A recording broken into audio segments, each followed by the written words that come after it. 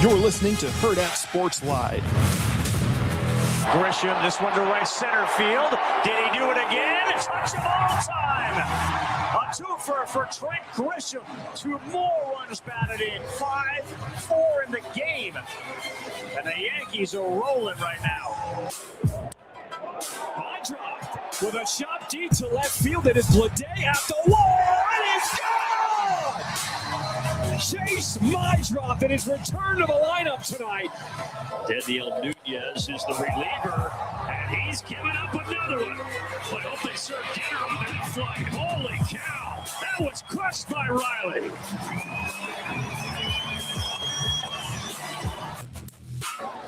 And Heriberto crushes a ball to left center. Reynolds just gives it a courtesy turn. Onto the bug bar.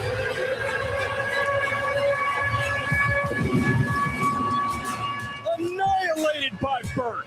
It's a smart thing to do. Breaking ball, swinging a drive out to left field. That's hit a long way, and that baby's gone. Home run, Wilson Contreras. High fly ball, left field. That one heading towards the bullpen, and that is gone. It's a 3-homer game for Alex Bregman, the first of his career. What a night for Bregman. Good morning. Welcome in Hurrdat Sports Live, presented by Next Gen Mayo Medical. That's Austin. I'm Ravi here at Hurrdat Sports HQ. What's up, Austin? Just tired of this morning storms. Yeah, I could do without that. It's a little aggressive. It's a little aggressive. I'm going to be honest. My dogs really hate going out in the rain, so it's a problem. Yep. Ava snuck up into the bed during the first crack of thunder, which I think was at like 4:30. Yeah, it was early. And then she made her way behind the pillow. And so then once your dog is shaking behind you, yeah, it's hard to sleep. Yes, but it's also hard to get out of bed too, because you're like, well, I have to be here to support comfort the dog. Yes, my emotional support animal needs support. I am my dog's emotional support animal. I'm trying to support her in this time of trying. We're pretty codependent like that. I also feel bad for all of the high school football teams that are trying to get their morning practice in. We were at Waverly last night, and they just did film in the evening because they did a morning session, but they had to cancel it early. I know Mike was at Millard South yesterday. Yeah, they were inside. He was supposed to be at Bennington this morning. They moved it. I have to imagine they were not outside. No, it's crazy. A lot of lightning. And so yesterday with Millard South, that was a heat issue, right? No, it was a storm too. Oh, okay. I think they might have been in the afternoon and moved it to the morning because of the heat. So it was it was a twofer. Gotcha. But in my neighborhood, since CWS, we have had 2 trees get struck by lightning in fall. Really? Yeah. There's one that's just like cracked, like right in the middle of the street. It's uncanny. Yeah, it's not also good. Difficult to get around, I'd imagine. It actually landed perfectly where it's just over a little bit of the lip of the edge of the road. Okay, so it's not making any issues, but yeah, very, very weird. I have to rewind here for a second. So does your dog not normally sleep in bed with you guys? No, she does. But she wanders. Yeah, she picks her battles. She will usually end up somewhere. Well, I mean, she also will try to just like jump off at different times. Sure. So, yeah. Okay. Fair enough. I was just making sure you weren't one of those weirdos that was like, no, the dog cannot be in the bed. No, I've never made that distinction. Okay. I've never said that before. Because that's insane. I just don't even know why you would have a dog at that point. Ava has a really tough time at her grandparents, specifically my fiance's parents. Yeah. Because if she's there, she's only been there by herself a couple of times if we went on vacation. Yeah. And her parents they're not like hesitant to let Ava jump in the bed, but Ava doesn't know what the vibe is. So we've gotten pictures of her just sitting at the edge of the bed, like looking at them. It's like a night at the Roxbury situation. Like you, me, me, no. Yeah. Ava's very good about the fact that, she doesn't jump like assuming. She will put herself in place to be asked. To be encouraged. Yes. And so then like, hey, when Ava, would you like to come up? Exactly. Yeah. Then when asked, then she will take advantage of it. Yeah, no, my dogs are not like that. They're like, there's a bed, let's go. We've had friends' dogs that just wander our house and find an empty bed, and they're like, this is mine now. Thank 100%. you. Yeah, that's my dogs. They're just like, if there is a bed to be had, we will find it and occupy it and claim it for our own. I've got to watch my parents' dogs. They're going to Europe here in like a week or so. Yeah. And I got to watch them for, it's like 10 days or something. Okay. I'll start next week. So what kind of dogs do they have? They have a German short hair. Okay. She's older. We got her when I was a junior in high school. So she's a creature of habit, like to a T. Yeah. So this is her vacation. She'll come in, TK says my dog kicked me in the face at 2 a.m. last night. That's a danger of this. Yeah. I'm not gonna lie. Yeah. Okay. Anyway, sorry. Continue. Yeah, but no. Then the other dog is just a straight mutt. So I have no idea, but she's high energy. She's very needy. We love a mutt. We do love a mutt. Although I'm not a huge high energy dog guy. Yeah. Well, in what way? I mean, like, okay, so like I'm not getting an Australian Shepherd that needs okay, that's fair. an ungodly amount of energy. I like ones that like to play. Yep. Right. But I'm like a cuddly dog type guy. Like I want to sit on the couch, watch movies and stuff, and like you'd be cool with it. That's my kind of dog. So my energy dog causes accidental exercise. See, he took the stairs today. I'm still scared of that. Listen, the elevator works. I took it today. The elevator is. Why aren't you taking the stairs? I don't want to. Oh, never mind. I forgot it was your anniversary yesterday. My bad. Sorry. You got your accidental exercise. It's his birthday. Yeah, he ate a steak. You got it. I want you to talk about the steak that changed your life. Holy shit, man. Oh, my God. You don't have to swear. There's no reason to. That was an accident. My bad. No, this was the best steak. Huh? It was the best steak I've ever had in my life. To the point where I was like, I don't know if I can eat other steaks now because I'll just be thinking about that steak. At what point did you know the steak was changing your life? Like when it approached the table, did it have? I honestly had no idea. It didn't. I knew what I had ordered was a very good steak, and you hadn't ordered it before. I had never had this before. But you had been to this place. Yes, before. I've been to this restaurant many times. I had not had this particular steak before, but I was like, you know what? Last year in the 30s, let's go for it. Dang. And I got it. And by the way, chat, it's a day late, but you can tell Ravi happy birthday. Some of them did already. Yeah. The steak came to the table. It looked like a pretty normal steak. It smelled good. Don't get me wrong. It smelled really good. Looked like just a normal steak. What'd you order it? Medium rare. Okay. Yeah. And then literally first bite, I was like, oh no, we have a problem. I was like, doesn't sound like it's a problem. Well, I mean, it's a problem in the sense that like it was on the pricier end of their options. And I was like, I don't know if I can go back to normal ass steak anymore. Well, it's not like you're cooking them at home. Steak too juicy, lobster too buttery. Yeah. You have no room to talk. Yeah. You keep those thoughts to yourself, all right? What are you talking Because every time now that Ravi is so kind to still take us out to lunch, you're like, oh man, I got too much steak in my I didn't say I got too much. I said, damn, this guy put a lot of steak in here. I wasn't complaining. Then you crossed your arms. You were upset about it. Why is there so much steak? I don't like this much food. It doesn't make any. It makes my burrito taste wrong. This is stupid. First off, it was a burrito bowl. Didn't taste wrong. It tasted delicious. I was just saying, I didn't know he put this much steak. That's crazy. I will say I peeked over at, because this was a Tuesday, right? Yeah. I peeked over at Rico's Bowl because you guys were kind enough to bring me one because I was doing stuff over here. Yeah. I was peeking over. A lot of beige. A lot of color in that bowl. Your boy doesn't do veggies. Your boy doesn't do fiber, apparently. Listen, there's a lot of things in that. There's a lot of things you can get there that aren't like veggies that have some color. Salsa, I get it's made out of veggies, but it's not a veggie. Nobody's like, oh, I got my veggies and I ate salsa. Listen, unless salsa's just like veggie juice. It's just like a smoothie of veggie. I got a little bit of salsa. And then that counts. With guacamole, that's got some color in it. I don't count guacamole. I got an avocado. It tastes like grass. Yeah, I don't like avocado. And I also think people who are like, oh, I'm healthy. I had a lot of guacamole. I don't think that's true. I don't think that's true. I'm not trying to say healthy. I'm just saying literal color in the bowl. Yes. Okay. Avocado is a good option there. If you would have gotten the spicy cheese, that's kind of orange.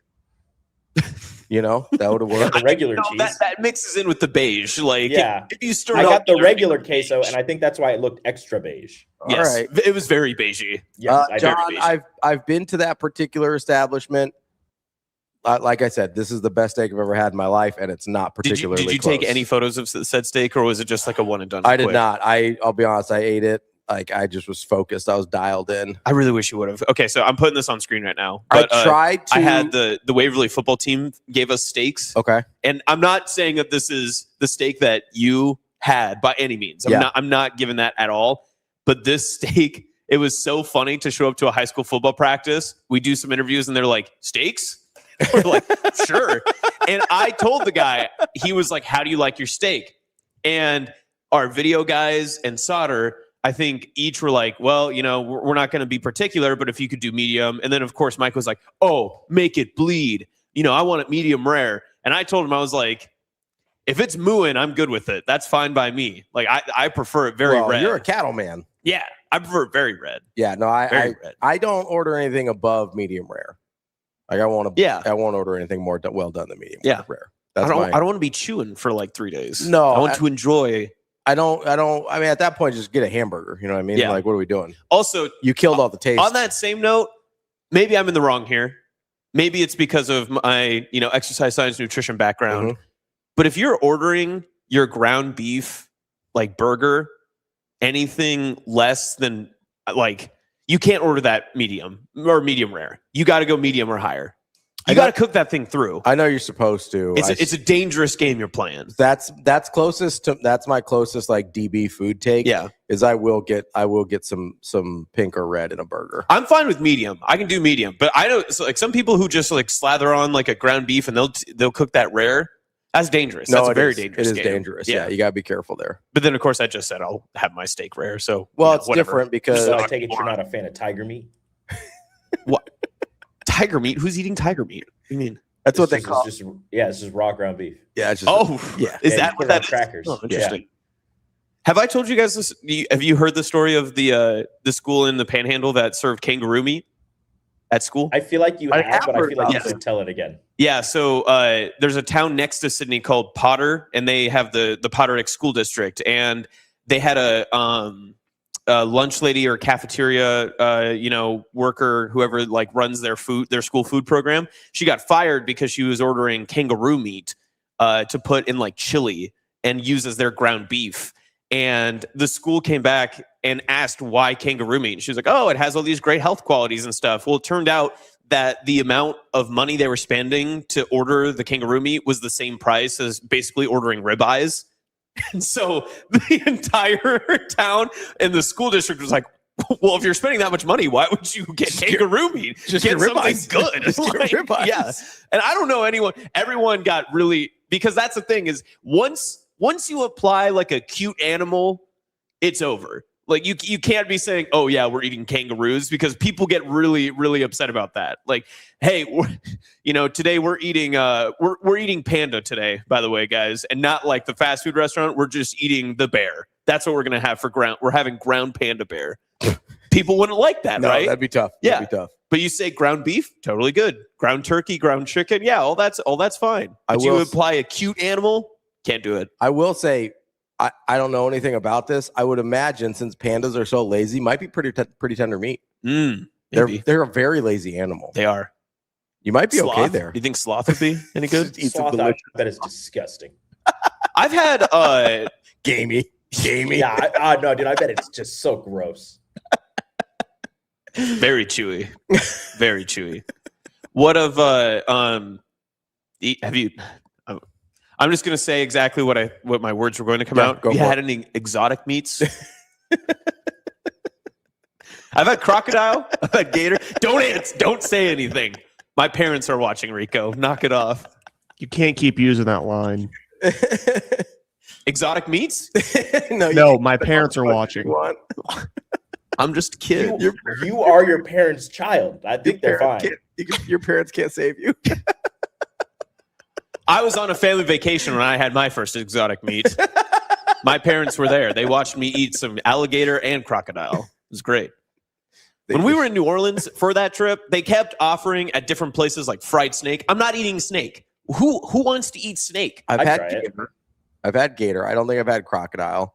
Gator's fine. I've had shark. Oh. Is it bad that I can't really tell the difference between those? Maybe I don't have the refined like seafood palate to really understand that, but shark was phenomenal. Really? Like it was incredible. I can't even explain how good it was. They just give you like a fillet, like a steak of shark? So it was like a fillet on a sandwich. It was at like this little beachside situation. And this was in Trinidad. And Chambliss? No. Okay. Tobago. Oh. they like catch them like within 24 hours. Take it to these little food shacks that they have on the beach, and then make the shark meat out of it. It was B-52s. It was really good. Like I can't even remember what else was on Shark Shack, baby, yeah. No, it's not. It's not that. You don't like the Shark Shack? Shane says snapping turtle has 7 types of meat, but it's a bitch to clean one. Okay. Wait, why does this? Hold on. Why Wait. is there Why is there 7 types of meat in a snapping turtle? Is this like a light versus dark meat situation, but there's like 50 shades of gray? Like, Are there what's happening? snapping I turtle? feel like you killed the snapping turtle and it had just eaten 6 other things. That has to be it, right? That's one of the worst parts of if you kill wild turkey. That's one of the worst parts of cleaning it. I wouldn't know because I don't clean my turkey, and I also haven't went turkey hunting in a while. But you have to clean out. Just call them.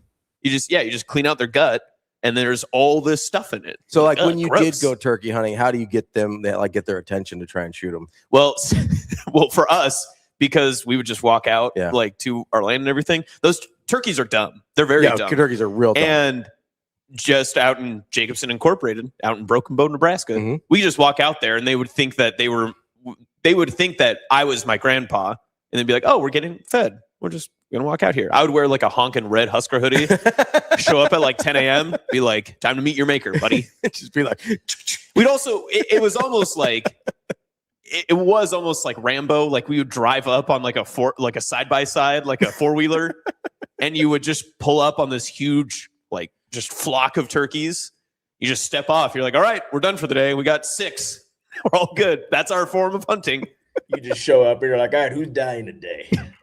More or less. So 402 Bone says, so in a village I lived near, they had a yearly wild game feed. They had everything: raccoon, possum, beaver, you name it. It was there. I'm not eating possum. I'm not eating possum. Possums are. I know that he means like it's in Nebraska and it's just like a smaller town and that's why it's called a village. But in a village I live near just makes me think he lives in the mountains. Yes. I immediately thought South America. I was like, he's in the Amazon. I thought he was like in an uninhabited part of the Amazon. He didn't say like hut people. He said village. I know, but if you say, "Hey, in a village I used to live near," like it immediately makes me think uninhabited land. Okay, listen, I'll give you that because he could have said town. Yeah. He could have just said town. I just immediately went to like Attila the Hun villages. It's just an open plain. Like nomad people that have just set up shop there for a while. I didn't know that was a thing. Do people from like very small town? I've always called it small towns. I've never known someone to actually claim themselves to be in a village. So technically, I think a technical definition of a because village. there's an unincorporated, which means it was a town and now does not have enough population, right? Yes. To consider being that. But a village is smaller than a town. There's a town and then city. Am I right about that? Yeah, I believe so. Because technically, Rachel is from the village of Orchard. The village of Orchard? Yes. Orchard is a village. Okay, when you say it like that, it does sound like they have like a yearly festival where they sacrifice something. So that's where I went. Yeah. Because there's Orchard Days and it sounds very much like the anytime you say village, I immediately go to like primitive. Yes. Like I don't know why. I'm just like it feels like Civilization 5. Like I'm just like you kill these animals with spears. Like how did this happen? They're having a hog roast every Saturday, like that sort of stuff. Bow and arrow. Mm-hmm. That'd be amazing. Yeah, I think you'd have hog roast every Saturday. Yeah, that'd be amazing. That was an option for one of our caterers. Hog roast? He was really pushing hog roast. Listen, and I imagine the profit return on that's very high because he was like, "How many people do you have?" And we told him, and he goes, "That's like 3 hogs." And I was like, "Excuse me? I'm not buying 3 hogs to be turned outside of my wedding." Maybe he's just like talking about his just hogs. got 3 people be like, "Hey, it would smell amazing. It would smell fantastic. Hey, we're doing vows right now. Like, I'm good." It's ready. Anybody need some of this? He just cuts a piece off and goes up to you like right before you say "I do." He's like, "I just need you to try this really quick. Just tell me if it's good."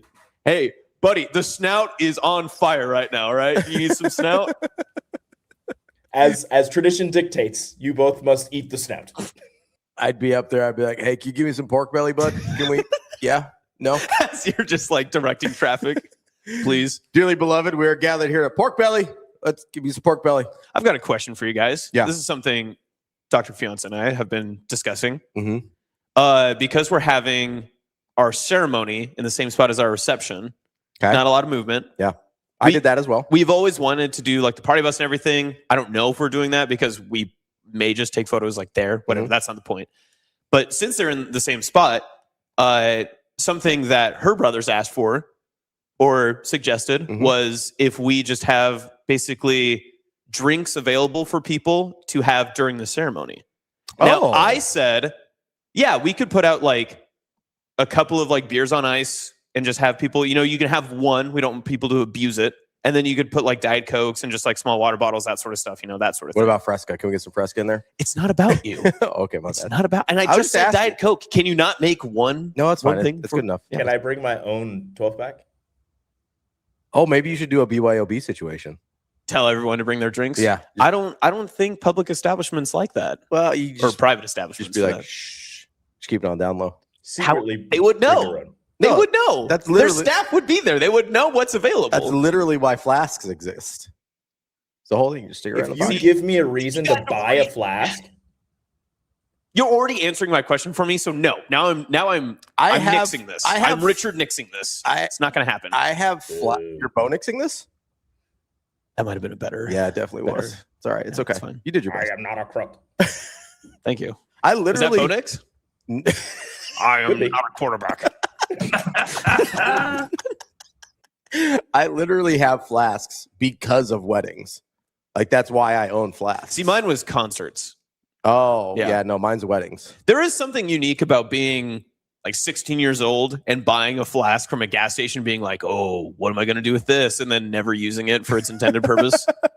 We would go to gas stations all the time and I would buy a flask. And I do remember one time my older brother was like, why are you buying a flask? What are you going to do it for? And I was like, I don't know. I'll hide something in here. I have thought about just putting just normal beverages in there and just being like, I kind of want to buy a flask. Yeah, like have it be like my thing at work. It's like, oh, it's the flask guy. We should do that. We should do that one day on the show. Is just like have flasks. Just see have like a little bendy straw in there.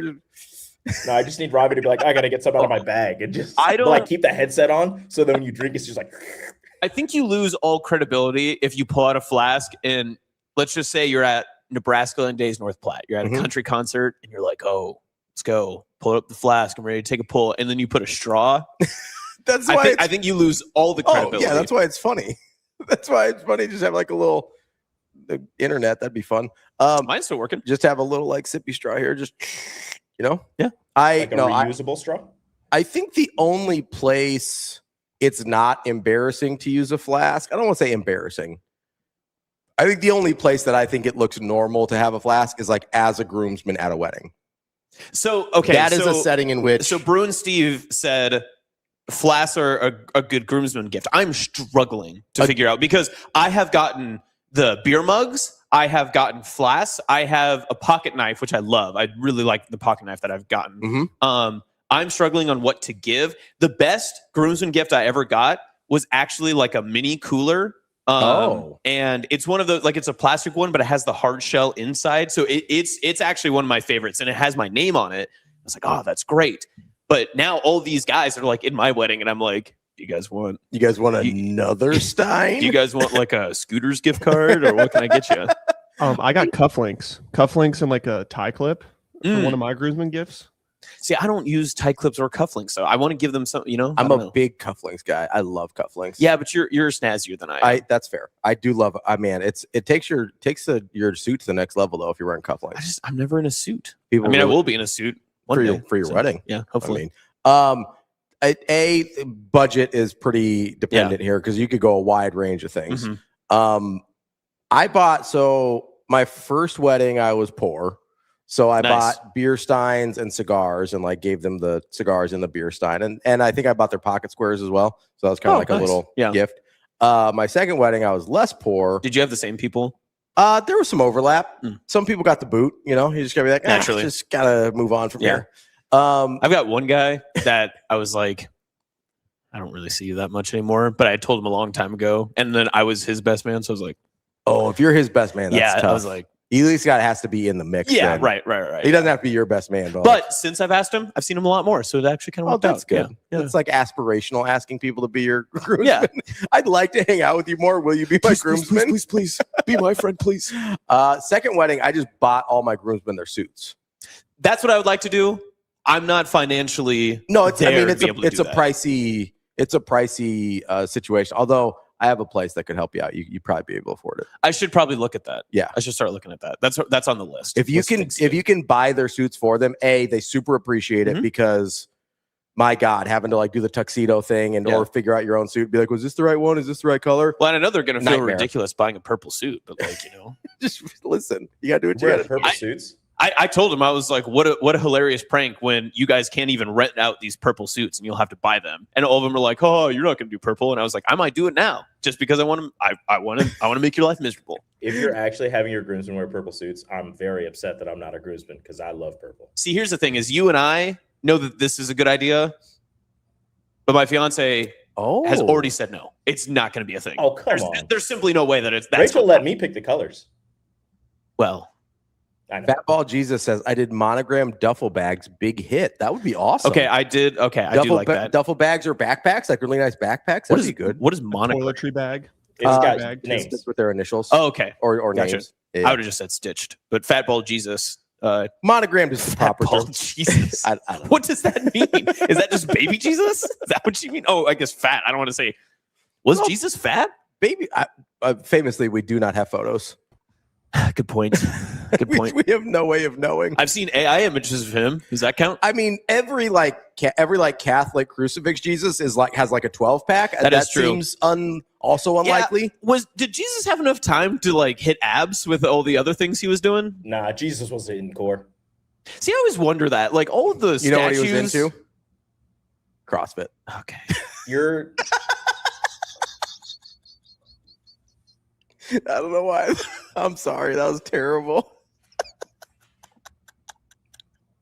My bad. I'm not mad. I'm just disappointed. These are the jokes he said being pastor. There's some leftover residual in there. Did you have any crossover between your pastor days and your weightlifting days? I was never actually an active pastor. I went to school to be a pastor, and like halfway through, I was like, "Oh, this is not for me." Nice, but I finished out, and so it was pretty clear early on though that I was like, "Oh, this isn't gonna work." If they were to make a documentary of your life so far, what's the time length of it? Do you think you get like an E60? You get like 1 hour, or you like an SEC network special for 30 minutes? Do you get a 3-part series on Netflix? Like, what are you thinking so far? Well. Listen, there's been a lot in there. I would say I'd be lucky to get E60. There's not a lot that's happened. It's been pretty linear. You get like an E60 short. You get like a 15 minute. Yeah, I wouldn't even get Bob Lee. I would just get whoever was the replacement. You get the Kyle Byers super short documentary. Halfway through, I'd get the Matt Schick where he just goes, due to time constraints, we have to move ahead in the action. We have to move ahead in Austin's life story. I would just get like the 5-minute documentary, quote unquote, on game day. The Tom Rinaldi, or you'd get the I don't get Tom Rinaldi. The Class C reporter. No, he's not. I'm getting David Pollock, and he's not even there anymore. He's getting McAfee. You'd get the 7 a.m. like pre-game day special. Yes. Not before everybody actually college game day. Yeah, before everybody wakes up and is actually watching it. Yeah. He gets the 5-minute cut that they made, but it didn't actually make the show. So it's it's on like YouTube only. Yeah, I'm the 5 a.m. I'm the 5 a.m. in Oregon cut. Amazing Daniel says, I was in one where we got books. I feel like that's not for the guys in Austin's wedding, though.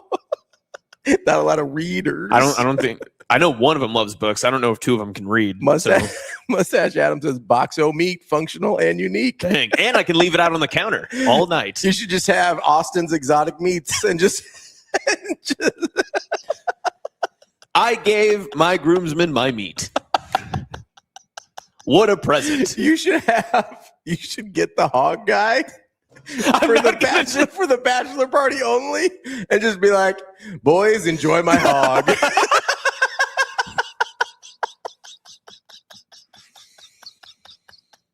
Oh, Kobe, I'm not making tuna casserole my groomsmen. My gift to you is the hog.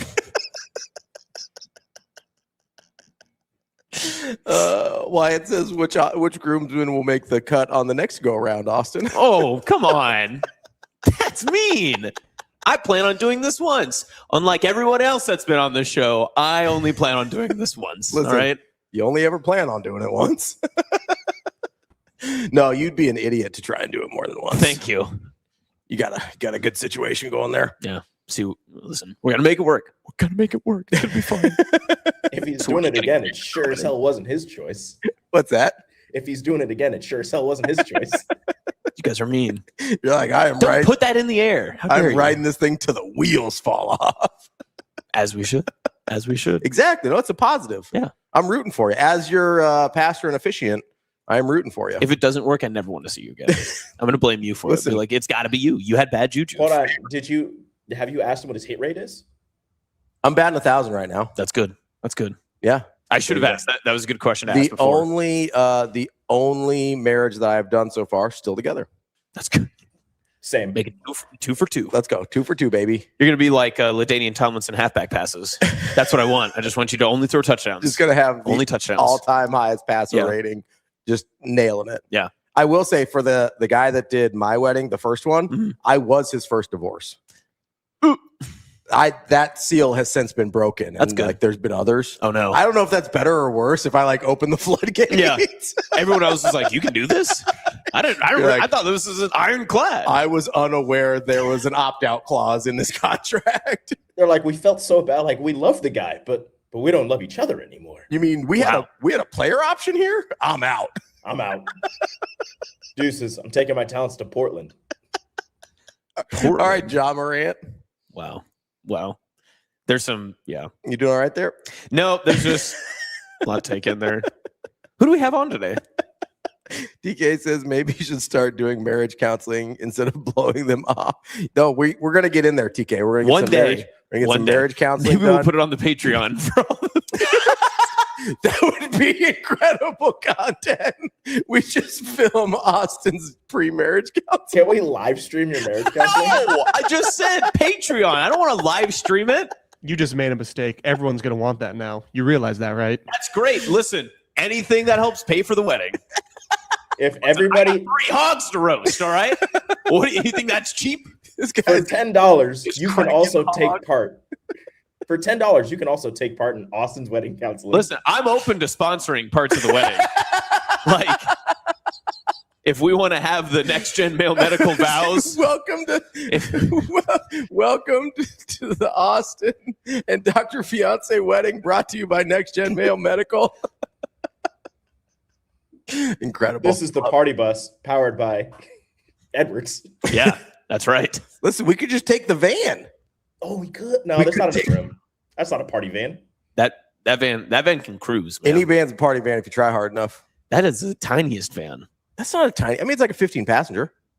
Yep, there's 2 seats in it. 2 seats, yeah. That means you can fit more than 15 people in there now. Yeah, but then it looks like we're abducting people. Yeah, listen. If you're having a good time.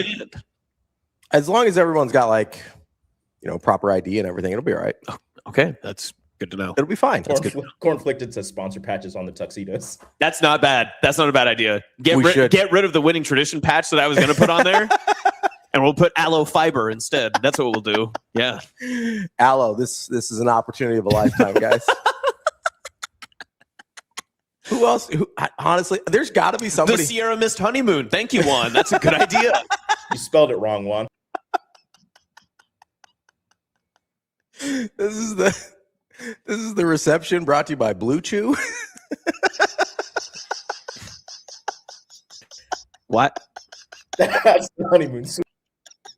Why gotta be Blue Chew? I don't know. It couldn't be anything else. Why Blue Chew? Ravi, Austin don't need that.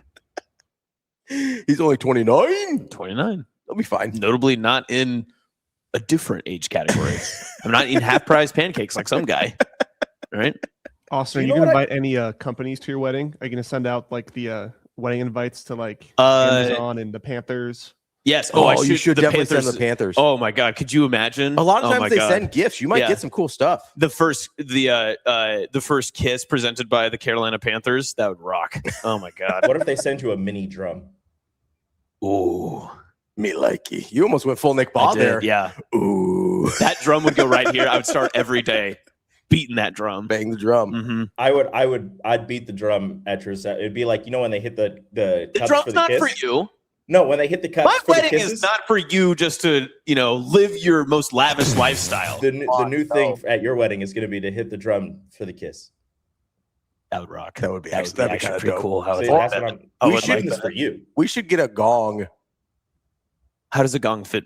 No, it's like a little mini gong. Why? For the reception, for the kisses, instead of clinking the glasses, just gongs. That's what the drum is for. I know, but like not everybody's going to get a drum, though. We could buy little mini gongs. That could be your present for the groomsmen. Where the hell did that come from? I love how I say the word gong, and Shane's like, I want it.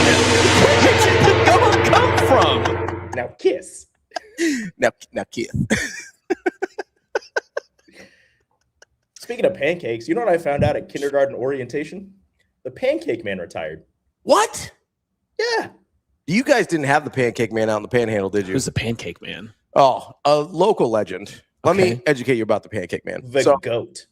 Absolutely. Like if you went to elementary school in particular in the Omaha metro area, there was a fundraiser that every school did that I'm aware of. They would bring the pancake man out to your school, church, whatever event. And this dude had just like griddles on griddles on griddles. Like, and he would make pancakes for everybody. There'd be like sausages and eggs, the whole thing. And then his big thing was he would flip you the pancake from like 20 feet away. And it was an elite experience as a child. I remember the pancakes being incredible. I don't know if they're actually good or not. They are actually good. I haven't had one in a very long time. But it is like a formative memory as a child in Omaha, Nebraska, is having like a pancake man fundraiser. And he retired. Apparently, he retired. So yeah, he found that out. He was active recently because we actually looked into the pancake man for our reception. Oh, nice. Yeah, we didn't end up going that direction, but because we had our first date at a breakfast spot, and so we were like, oh, it'd be kind of fun to have the pancake man. Oh, the pancakeman.net. That means he's been doing this. He's been doing it for a minute. Yeah, and he's been out there. And he doesn't need fancy marketing because everybody knows who Pancake Man is, right? He had the big spinning griddle. Yeah, he doesn't have to pay for the .com because people just know. Yeah. So he's done. Apparently. I don't know if he like handed it down to anyone, but He did. Wait, how did you find this out? Was he supposed to be orientation? No, he was. They have like some big fundraisers throughout the year, and one of them was a pancake feed, but they can't do it now because he's retired. So they're changing it to something else. I see. Okay. Very sad. Wait, Lee, what are you talking about, man? What? He goes, is a hot hog a thing? Because it sounds more politically correct than a hot dog. Hot hog? I don't know what this is referring to, Lee. I think he's talking about Austin's hog. Yeah.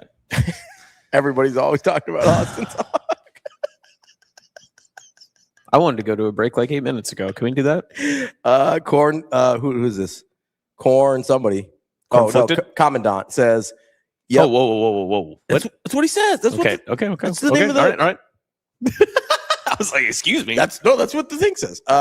He says, "Yep, Pancake Man is the GOAT. Went to my Key Club fundraiser back in 2017. So he's at least somewhat recently been still active. This must be new.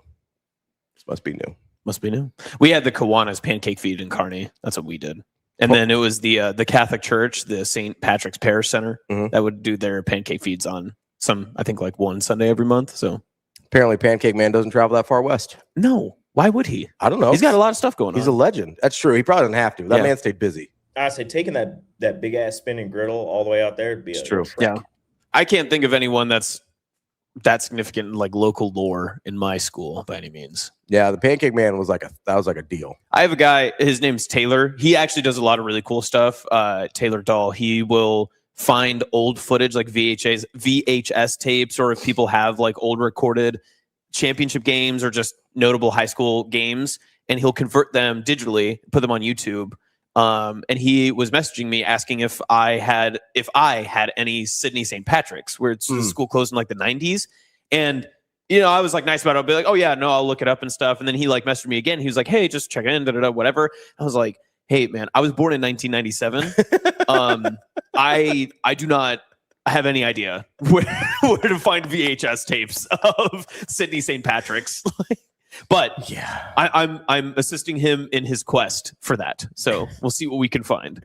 And then he sent me a link for a Sydney St. Patrick's championship game against Coleridge, I think. Oh, okay. From like 91 or the 80s or something. Yeah, it was electric. It was fun to watch. Juan says, we can go to break after this. He says, as a Patron subscriber, I think he meant Patreon. Can I get the Hurrdat crew as my male entertainment at my wedding? At a Kentucky wedding, KY. At KY wedding. That's a different kind of wedding, brother. I don't know what you got going on. Listen, we could send Rico out there. You have a suit for it, don't you? Yeah, he's got dancer's hips. That would be listen, a lot of people's eyes would be on you if you showed up in a certain suit. Actually, 2 suits. There are 2 suits you could wear. Then he would I need to borrow Ravi's. Then he would, no, that doesn't work. Then he would also really be pushing the hog as well. Anyway, let's take a quick break here. That's Austin. I'm Ravi. We'll be right back. More Hurrdat Sports Live.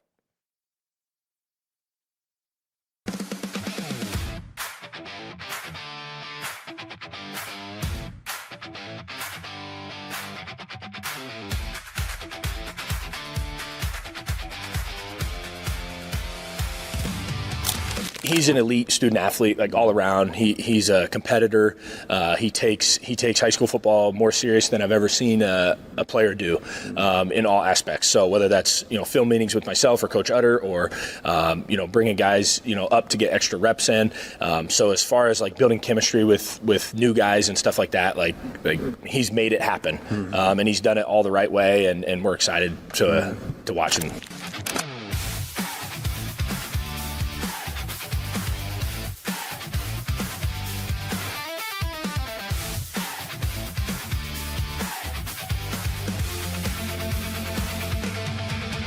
Your schedule is filling up.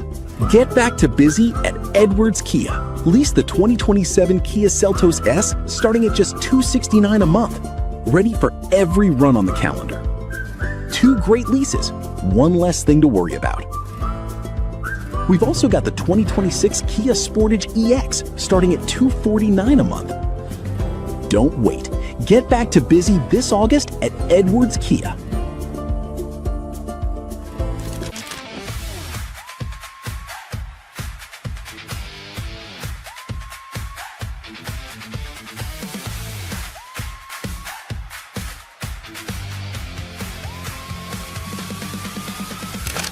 Sadly I have. And I actually, my freshman year, I didn't rewatch our game against Texas for a year and a half. Like, I refused to. I don't know why I did, honestly. I only watched certain clips of it. Our Penn State game my sophomore year, I never watched. And then this past year, I did watch the Texas A&M game. Weirdly enough, I'm surprised I did. I actually think I specifically watched that set. And I was just still so upset about it, and I was like, maybe watching will help. I was getting my nails done, and I was like, I got nothing else to watch, might as well. So I did, but it's frustrating to watch. It sucks. But then of course, I can find the things that I did well, and then I can flip that into something positive and be like, okay, I got this kill, that was good. Mm-hmm. So it definitely sucks to watch, but yes, I have rewatched it. Yeah.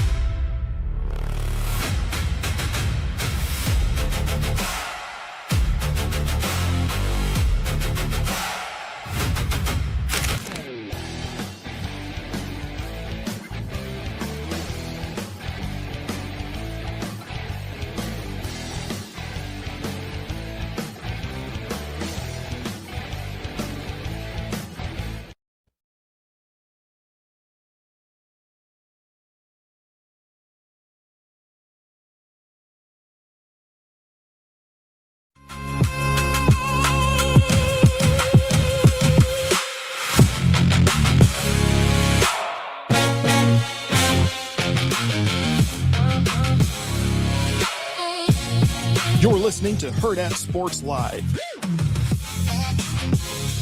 Welcome back, Hurrdat Sports Live. That's Austin. I'm Ravi here at Hurrdat Sports HQ. Coming up on the show today, we've got one Matt Schick from ESPNU. I love that. I'm so excited. I love Schick. He's terrific. Just a lovely person and a great person to talk to as well. So can't wait to talk to him at 8 o'clock. At 8:45, we will talk to Brian Edwards from Major Wager. And then at 9, we'll talk to Michael Bruntz from Husker 24/7. Schick is coming on, because I'm sure he just is really excited to talk to us. But also, we have not only the Schick and Nick 5 show coming up on Tuesday. This is the 18th. You still have time to get some tickets. There's also a 9-hole golf scramble that day at Indian Creek, which you can still sign up for as well. So we will get you the information. If you've been watching the commercial breaks, there's QR codes and stuff to sign up for that as well. Brought to you by our great friends, Josh over at Peerless Energy Systems, Schick and Nick 5, the golf outing. I'm excited. That's 5. This is technically my 2-year anniversary because I worked the Schick and Nick 3.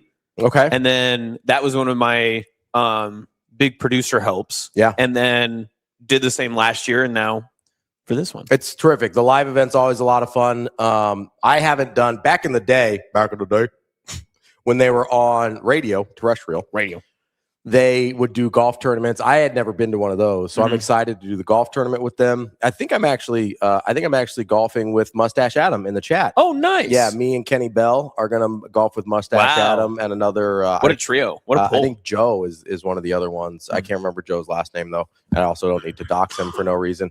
Sorry, Joe. We have an important update though. We did get a text message from Mrs. Jacobson. Oh, yes. My mother. Current Mrs. Jacobson, not future Mrs. Jacobson. Not future. My mother. She will accept sponsors on the rehearsal dinner. Yes. She's planning it, and she would take sponsors. So this is great news for all of our loyal sponsors of the show. If you want another sponsorship opportunity, we can get this done and get you on. Listen, I imagine I'll be there as the officiant.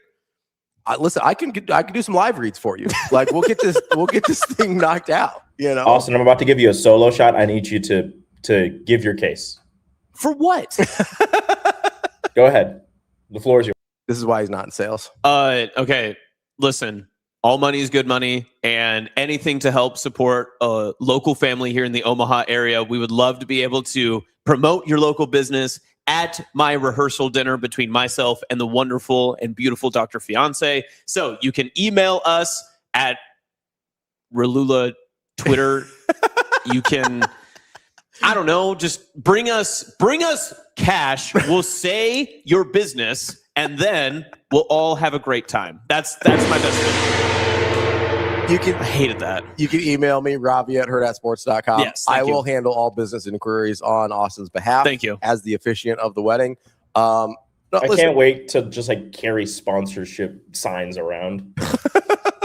That'll be your job. That's my job. Like you're a ring girl? Is that what you're saying? Yeah, but it's just better not be in your suit. I'll tell you that. He's gonna be wearing bikinis. Are be wearing ring girl attire. But I would say bikinis are required there. I would say there would be kids there, but there better not be any kids there. So you're actually probably safe. This is my do a post-rehearsal podcast. Oh, there we go. A Hail Varsity post game. We should do a Hail Varsity post game from the wedding. Austin, you can't do it because you're part of the game. So I did think about telling AB and Avery and some of the people here to do social content. Can we do a red carpet? The wedding event, the Hurrdat Sports wedding event of the century. Oh my God, I can't wait. I feel like we should red carpet this thing. David's wedding's the month before, though, right? So we've got two Hurrdat Sports weddings. And none of us will be invited. David doesn't like us. You'll be there. Austin. He is grumpy. Yes, I will be there. Yeah. More than likely. My name's David. He's upset. He's just angry. Yeah, he stays angry. He does. He's got a little Hulk to him. Like he's always angry. It'll be fine. TK said $500. What does it get him? For $500? That's what TK said in the chat. Oh, $500. I don't know. For $500, TK, you get invited. And I don't know. What business would you like to sponsor? Like the district attorney of Topeka? Like, what are we doing? Like, what is the sponsorship, TK? I'll Or carry your sign just around. want your Twitter handle? He would put putting innocence away for $500. Do you just want your Twitter handle like on Austin's chest? Just Have somebody you don't like that you want to send to prison. Contact TK, but it has to be in Kansas. He's like, oh no, we can entrap anywhere. It'll be fine. Okay, so not to try to pivot to something else. Okay, but so 2 days ago, Kevin Kugler got put into the Nebraska Broadcaster Hall of Fame. He put out a great video that Nebraska Public Media did about him. Oh yeah, that was awesome. Well deserved. I wanted to take a moment. There you go. No, say it. Say what you want. It's fine. Sorry, Mustache Adam says the Jacobson wedding presented by the Nebraska Soybean Board. The head table brought to you by Acres. Dorothy Lynch. Sorry, Kevin Kugler. Continue. That's fine. It's fine. Continue. runs a dessert table. We have time. Go ahead. I wanted to ask you, just because you're obviously from the area. Yeah. Kugler won multiple Nebraska Sportscaster of the Year awards here, all that sort of stuff. I didn't know if there was just something that more on the legacy of it, because so I became familiarized with Kugler because when I was in college, he was doing a lot of the broadcasts, and I think 2018 and 2019, that's when he did his first NFL game for Fox. Mm-hmm. And I've always just been like mesmerized by him because as someone who wanted to do play-by-play and sportscasting and everything, I thought it was phenomenal to watch him just from afar do that. And honestly, I had no idea growing up in Sydney, going to UNK, that he was so integrated into like the Omaha market and that he is, so, and even today, I think there are so many times, and he does a great job of it, just keeping himself tied into what's happening locally. He's obviously still here and living in Omaha, but I didn't know if there was just something that like to add to, I guess, just that lore, just to like inform me a little bit more about like what Kugler means and why he's a Hall of Famer just for the state and like how he represents, I guess, just Omaha, just on that national scale. Yeah, I mean, so I have a little bit different relationship with him than a lot of people kind of in our business. Did you ever get to host with him or anything? So I didn't. I was after that, which is why I say my relationship is a little bit different. Like I know he was a great help to DB when DB was first getting into radio and doing shows and stuff like that. DB is probably my version of Kugler in terms of that relationship. But I know like it was really cool to see just his ascent. Right. Because I'm watching, listening, I guess, from afar, because nobody was doing video back then, as my first really experience with sports talk radio was him and Michael Severe doing Unsportsmanlike Conduct back in the day. And like that was sort of my intro into that world. And then from there, I kind of went to Schick and Nick and then to like listening to Sharp and Benning and those shows as well. And so like he is really important in terms of like me starting to like the genre and sort of starting to be like, oh, that's a cool thing that you can do. And the one of the things that I think for me, and I've never even talked to him about this because we know each other familiar, right? But not like well, right? He actually kind of showed me that you could be taken seriously and still have a lot of fun, right? Because I didn't even know he did play-by-play for a while. Like he was the guy in the afternoons in Omaha. And then they kind of started to talk about it more and more. And he was getting a lot of radio gigs back then, but he wasn't basically doing any TV at the start. And so like I knew he did like some random stuff here and there. And then you kind of start to realize like, oh no, this guy's a pretty big deal, at least in the radio. And then he starts to get TV. And it was really funny to hear him be like super serious, professional on a call. And then on Monday morning, hear him jacking around with Severe. And I was like, oh, there's a lot of different ways you can do this. And this is well before I really thought I'd ever do this for a living. But it was cool to see kind of the drastic difference of like, hey, this is the place where I can show my personality and have fun and have a good time. And over here, I can still be taken really seriously as a professional. And so that kind of was a really big deal for me because I don't know, I feel like that's what we try and do on this show, right? Like we're trying to have a good time, we're trying to have fun, but there are times when we get into the nitty-gritty and really want to talk about stuff in a serious way. And that was one of the very first entrances into that world for me of being able to say, hey, you can do both. You can have a really good time. You can just goof off and talk about wedding sponsorships and all things like that. And then you can get into the nitty gritty and say, hey, like this is a thing that we really care about, and we care about the details, and we want to get it right, and we want to talk about this in a serious way. So that's my relationship to Kevin growing up in Omaha. Yeah. It was also just really cool to see as he started to get, he started doing Olympics and March Madness and NFL games and TV and all this kind of stuff. It was just really cool to be like, hey, that guy's from here. Like currently my job and what his job used to be are not that different. And I don't really have a desire to do play-by-play or anything like that, but it was just really cool to see someone from here on a national stage. And the same can be true of our next guest, Matt Schick, where he starts out in local started out in local TV. He was in my area. He was at NTV in Kearney. Yeah. And I when he talks about it on Schick and Nick, or if he does any of that stuff, he still remembers some of the local Legion baseball team names that he covered. I mean, that's incredible. So he started in local TV in smaller town Nebraska, and then moved to KETV here in Omaha, and then left that job to go do a radio show with Nick Baugh, and that kind of changed the trajectory of his career. He ends up at ESPNU, and so it's been really cool to see, and with Nick Baugh for that matter too. Nick was some fresh out of college kid when he started doing that show with Schick back in the day, and had to get it in. I had to. I was having a little Tourette's moment there. It's been really cool to see, like, okay, now he's on Creighton games and stuff. Well, that makes sense. He went to Creighton. He's local. He's doing the broadcast, and then he starts to do more national stuff, and now he's on TV all the time. Like, it's been really cool to see these three guys in particular just go on and do super cool things on a national level. And just be really proud to be like, that's a Lincoln guy. That's an Omaha guy. I get that's a Colorado guy, but he, came up here through Nebraska and stuff like that. Like, so that's kind of my experience with all of them. I have more interactions with Schick and Nick than I have Nick, the most out of all three, I think, but than I have with Kugler. But it's just been awesome to see them and kind of their experiences and them rising to this whole new level. And still remember, like, yeah, they used to just jack around on the radio like we do, So again, like, not in the Omaha sense, because that's your local, like, you listen to them day to day and everything. But I remember when I don't remember, the specific game or whatever it was, but someone had pointed out, and I want to say it was probably my professor Ford Clark at the time, that said, hey, Kevin Kugler, like, I know him from back in Lincoln or whatever the case was. He said, when he calls games on the NFL, he is from Nebraska. Like, he lives here. And I thought that was the coolest thing, because there are some things that happen that are, or there are some jobs that you try to get into. And if you're from Nebraska, or if you're from a smaller town like myself, you just think that those are just unattainable. Those are for other people. They are, yes. That it those can are never, people from Chicago that went to Northwestern or Syracuse or wherever, right? And it can't happen for you.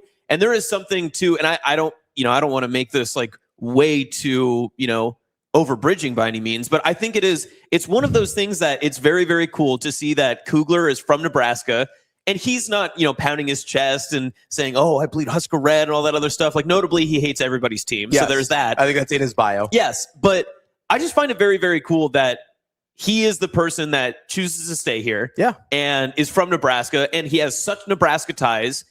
And it's cool to be able to say, somebody is doing it. Yeah. I can see myself taking that and just being able to do what he does. One of us made it. Yeah. We made it. Hey, out here. What are you laughing at? What's in there? Okay, so Corey says, I've got a physical today. Be honest. Am I getting a finger in my butt? What? How old are you? So I was going to say, number one, how old are you? Is this how Kugler wanted the segment to end? TK, probably. This is actually really appropriate. TK says probably not. Juan says, depends on if I can get to where you live in time, Corey. And then Corey volunteers Lincoln. Matt Schick, ESPN, and the Schick and Nick show is coming up next. 49. Please. Yeah, you might be knuckle deep there, big guy. We'll be right back. More Hurrdat Sports Live.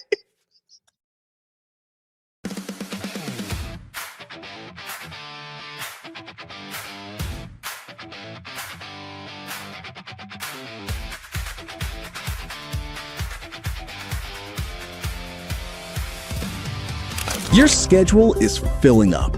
Get back to busy at Edwards Kia. Lease the 2027 Kia Seltos S starting at just $269 a month. Ready for every run on the calendar.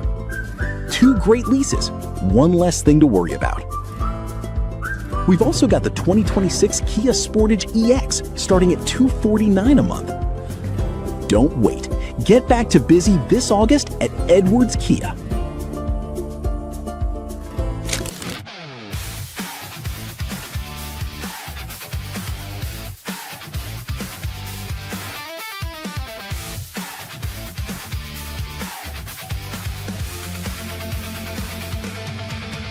I could feel his passion for kids, his passion for football, how much he knew. He has great access because he's been to so many different places. But I was like, I would hire that guy someday. I have brought him in, whatever role, whether it's working with running backs or tight ends, he does it. Just things that I did for 3 years, now I was able to pass them off to somebody. I couldn't think of anyone better than Jamar.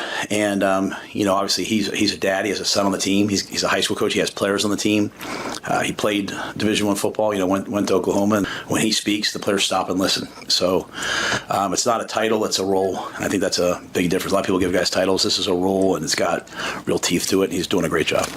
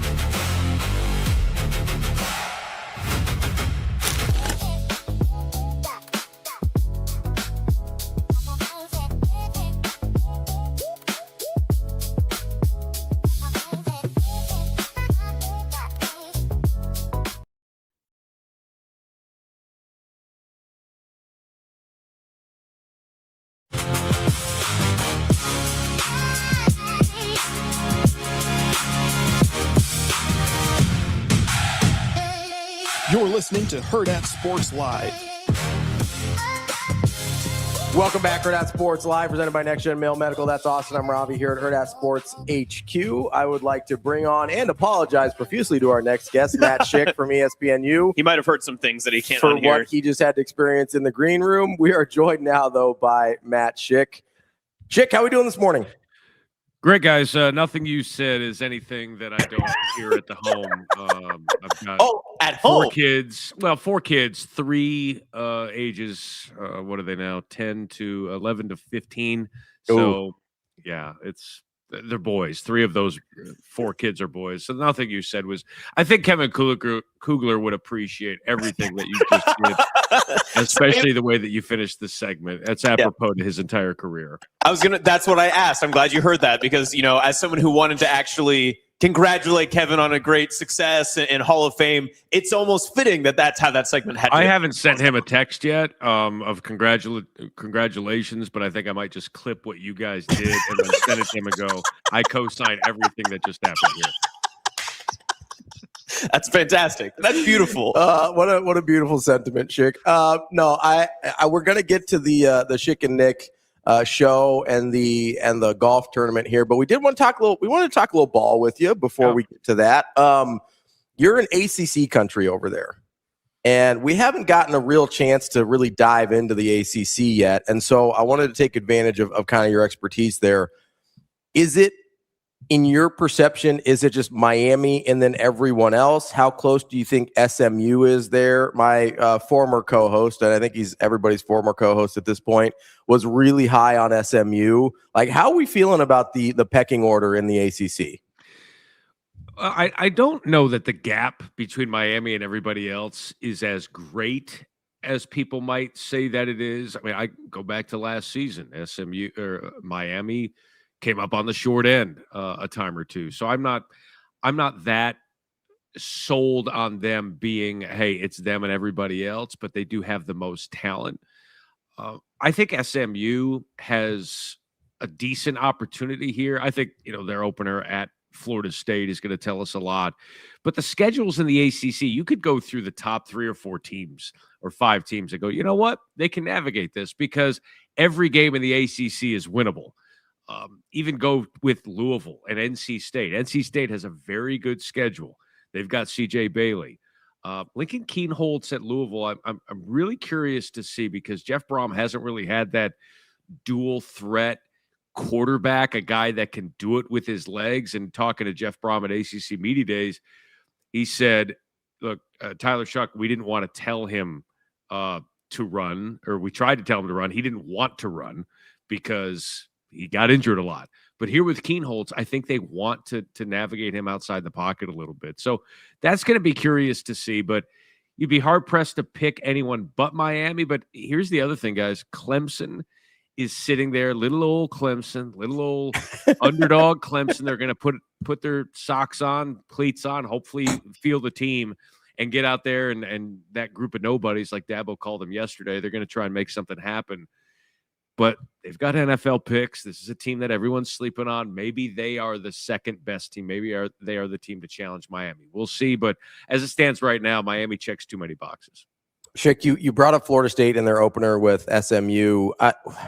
What do you do with Florida State over the last couple of years? Obviously, they had that incredible 13-0 run, got left out of the playoff with the Jordan Travis injury, and then just completely fell off a cliff. Is this just the nature of how Mike Norvell has chosen to do business in terms of the transfer portal? And, hey, you're going to hit some years, and it's going to go awesome. You're going to miss some years, and you're apparently going to go 2-10 every now and then. Like, what do you make of just the incredible variance we've seen within that program over the last few years? I think, like you said, I think he got very fortunate and hit on a lot of guys in the portal that first year.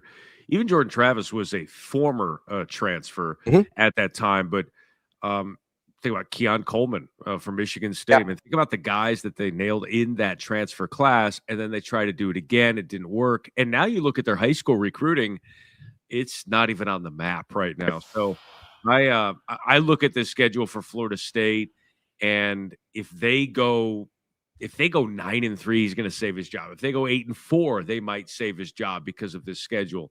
Anything less than that, it's probably over, and we'll probably know by October how we're doing here. But it's one of the great falls in all of college sports, and it's hard to believe that, had they made the playoff the year that they didn't when they went undefeated, would we still be sitting here? I mean, it's almost like you go back to people trying to draw connections to 62-36 with Nebraska, Colorado. Is that the moment, right? What brings a program to its knees a little bit? It's hard to argue with it here with FSU. It's funny because I think people forget this. If he had accepted it, I think he'd be the head coach at Alabama right now. Like, it was him and Sarkisian before DeBoer got the call, right? Like, that was, I think, the reporting.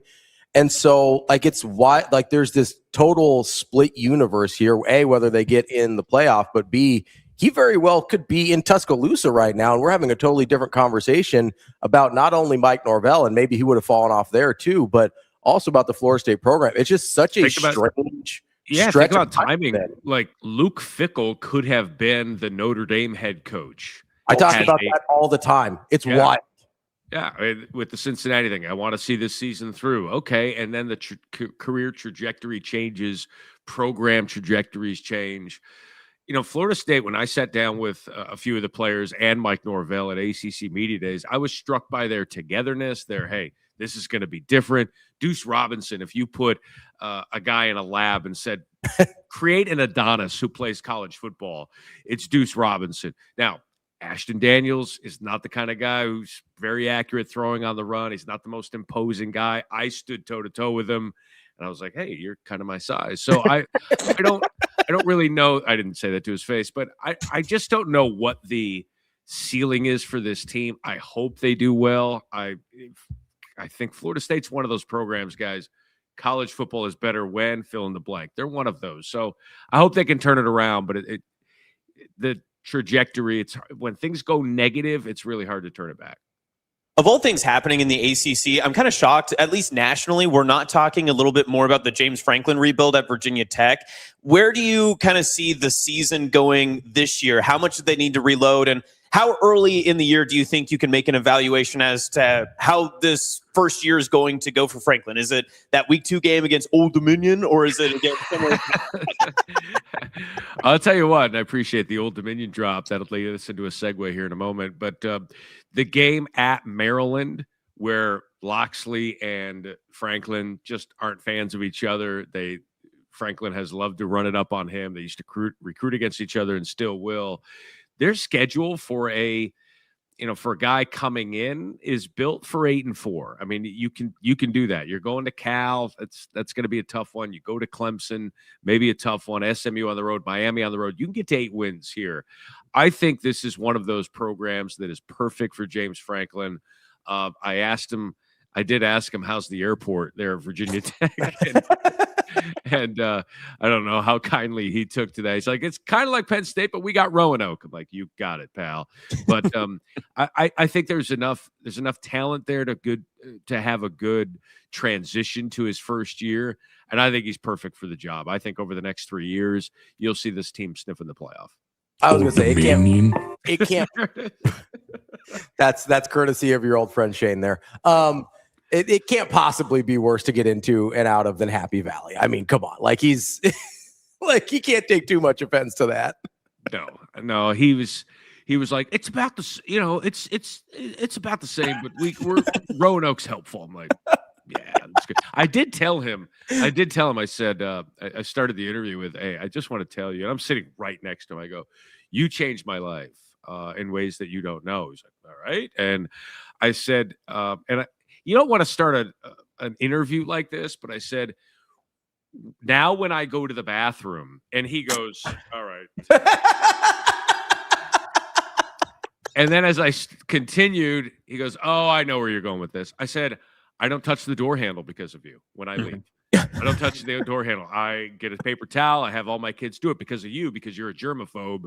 And I've learned a couple of those things when I use public restrooms. He's like, you're the man. And then we started talking about menus and things like that people touch. And I mean, it was a great 10-minute interview that delved into a lot of football. Yeah.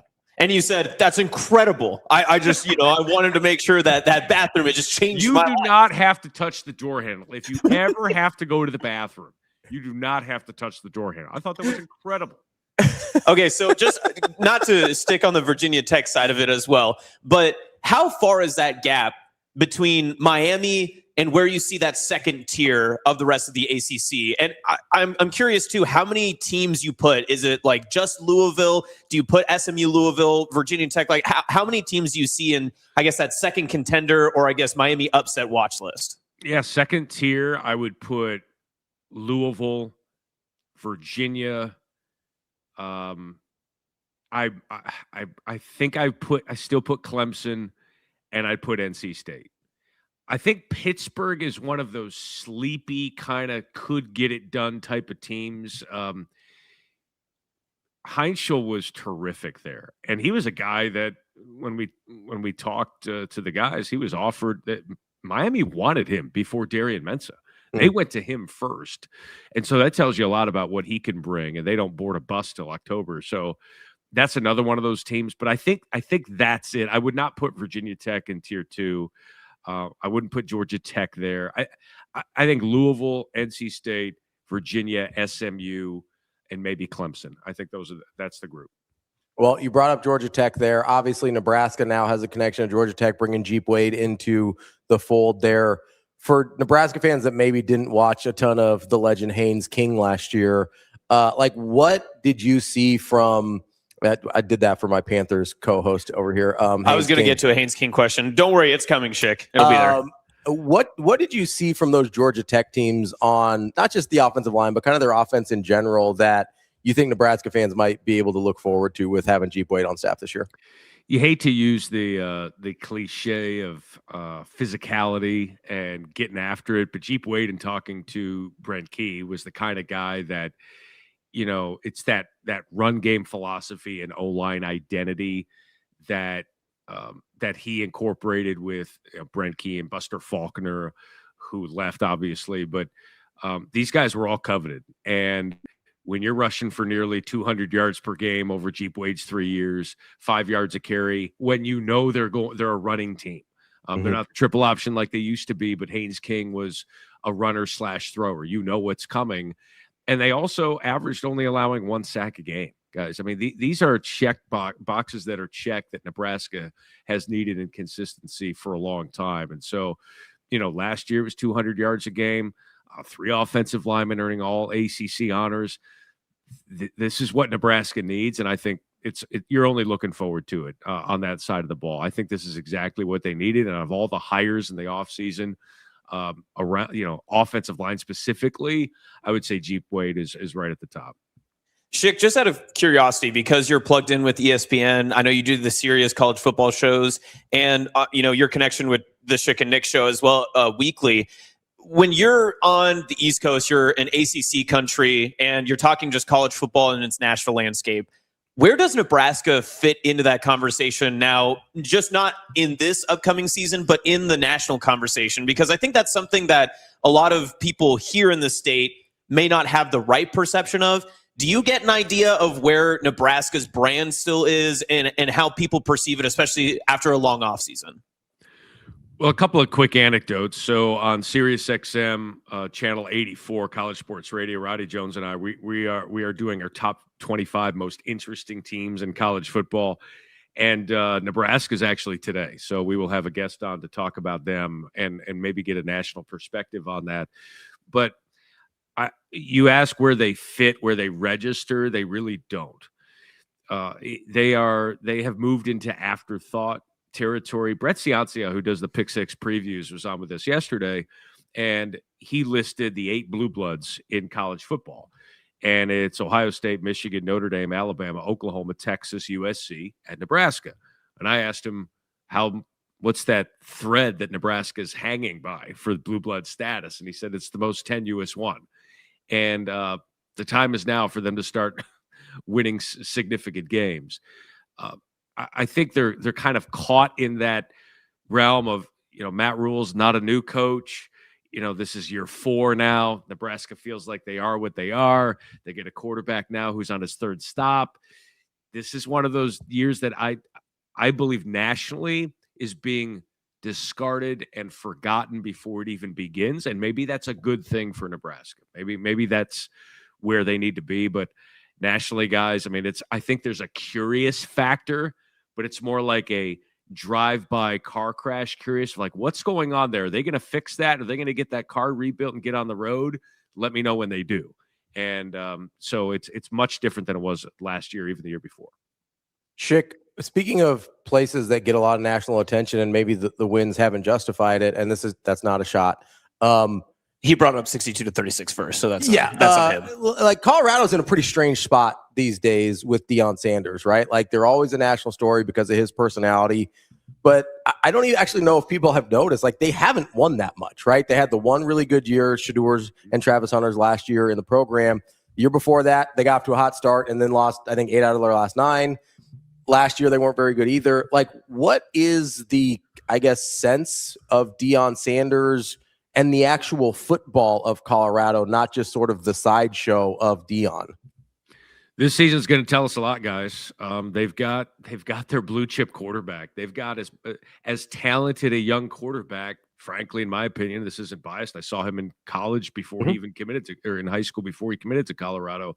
He's as good as it gets. Julian Lewis. He's kind of thrown in the fire a little bit last year. I think the question is how. Deion they've gone a little bit more into the high school ranks now, or getting a little bit more of the transfers that aren't necessarily the power, the high caliber transfers as much as they are the guys maybe with a chip on their shoulder a little bit, maybe with a higher floor, but not as high of a ceiling, if that makes sense. But you look at their defense. They've got like 2 guys coming back from last year and they're 2 deep. It's just a ton of transfers. I think the verdict on Deion is he's done as much, if not more, than was expected based on getting his son and Travis Hunter to come over here and winning a Heisman Trophy. But in terms of what they're going to be able to do in the near future, I think Deion is there for at least another year or 2. But after that, whether it's health-wise or whether it's just, hey, let's try something else, maybe they'll turn the page on it. But Colorado, guys, is a really tough place to recruit. It's beautiful once you get them on campus, but their radius and where they're going from isn't the greatest. They just got a new athletic director as Rick George goes into retirement. So, Danny Scudero is a very good transfer from San Jose State. I'm looking forward to see him as a receiver at San Jose State. He was in like a walking boot or on crutches a couple of days ago. So I just hope things turn around for them for sure. Yeah, Schick, I was curious about, I guess, the sense around the program. You mentioned Deion's done more than maybe a lot of people thought he would, and he's brought a lot of mostly positive attention to Colorado. Like, what are the expectations for him there to keep winning or to start winning versus, hey, he's actually been pretty good for the program, even if there hasn't been a ton of wins there? I mean, I have to imagine there's been a pretty large financial upside to him being there, even if the wins haven't been what you would hope. Yeah, no question. I mean, in the last, I would say 15 years, I mean, they had, before he got there, in 20 years, they had won 9-win season.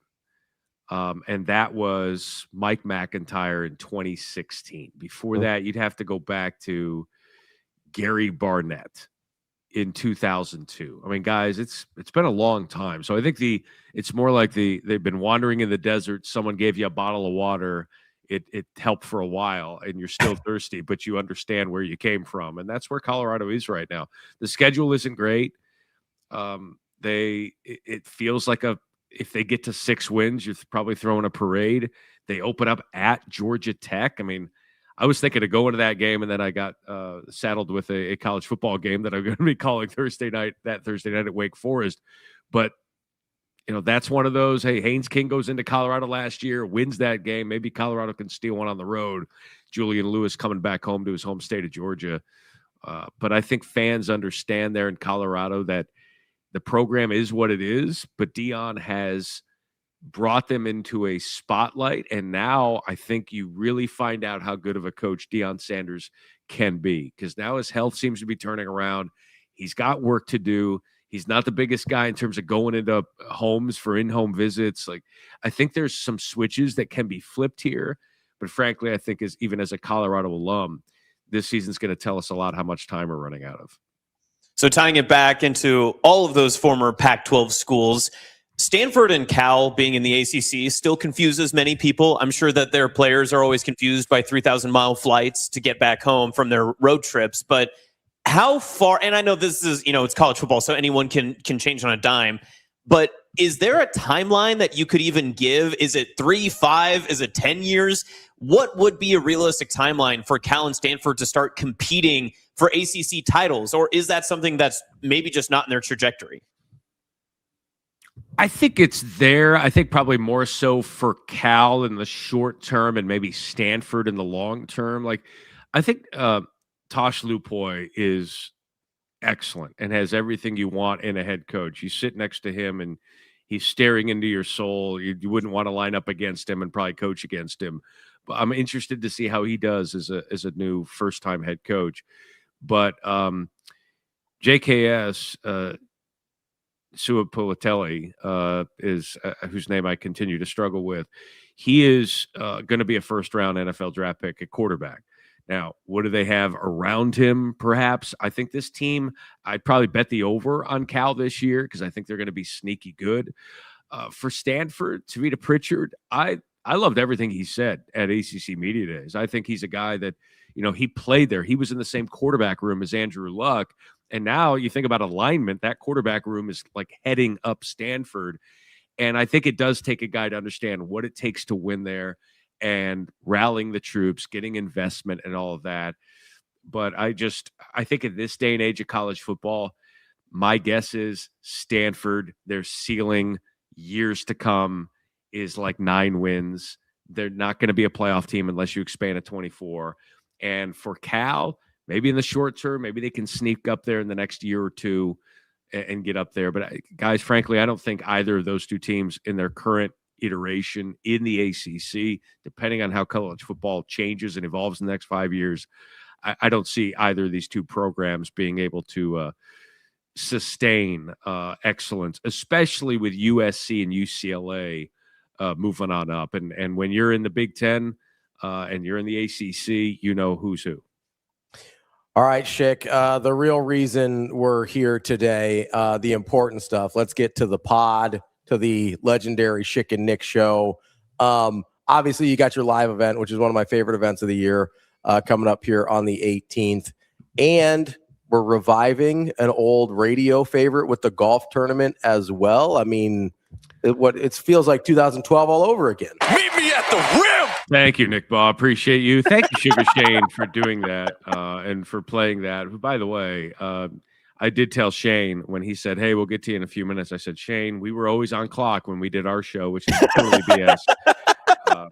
Didn't they just catch up like the other day? Yeah, I think we just combined breaks and are now officially caught up for 2012, the final episode of Schick and Nick. You don't know how many times where I look across this, the partition there in the studio, and he go, Matt, we're behind on breaks. Matt Explodes all over my chest. Yeah, thank you. So we're caught up, and we're caught up now to talk about Schick and Nick, the golf event. We're going to be at Indian Creek in Omaha. Looking forward to that.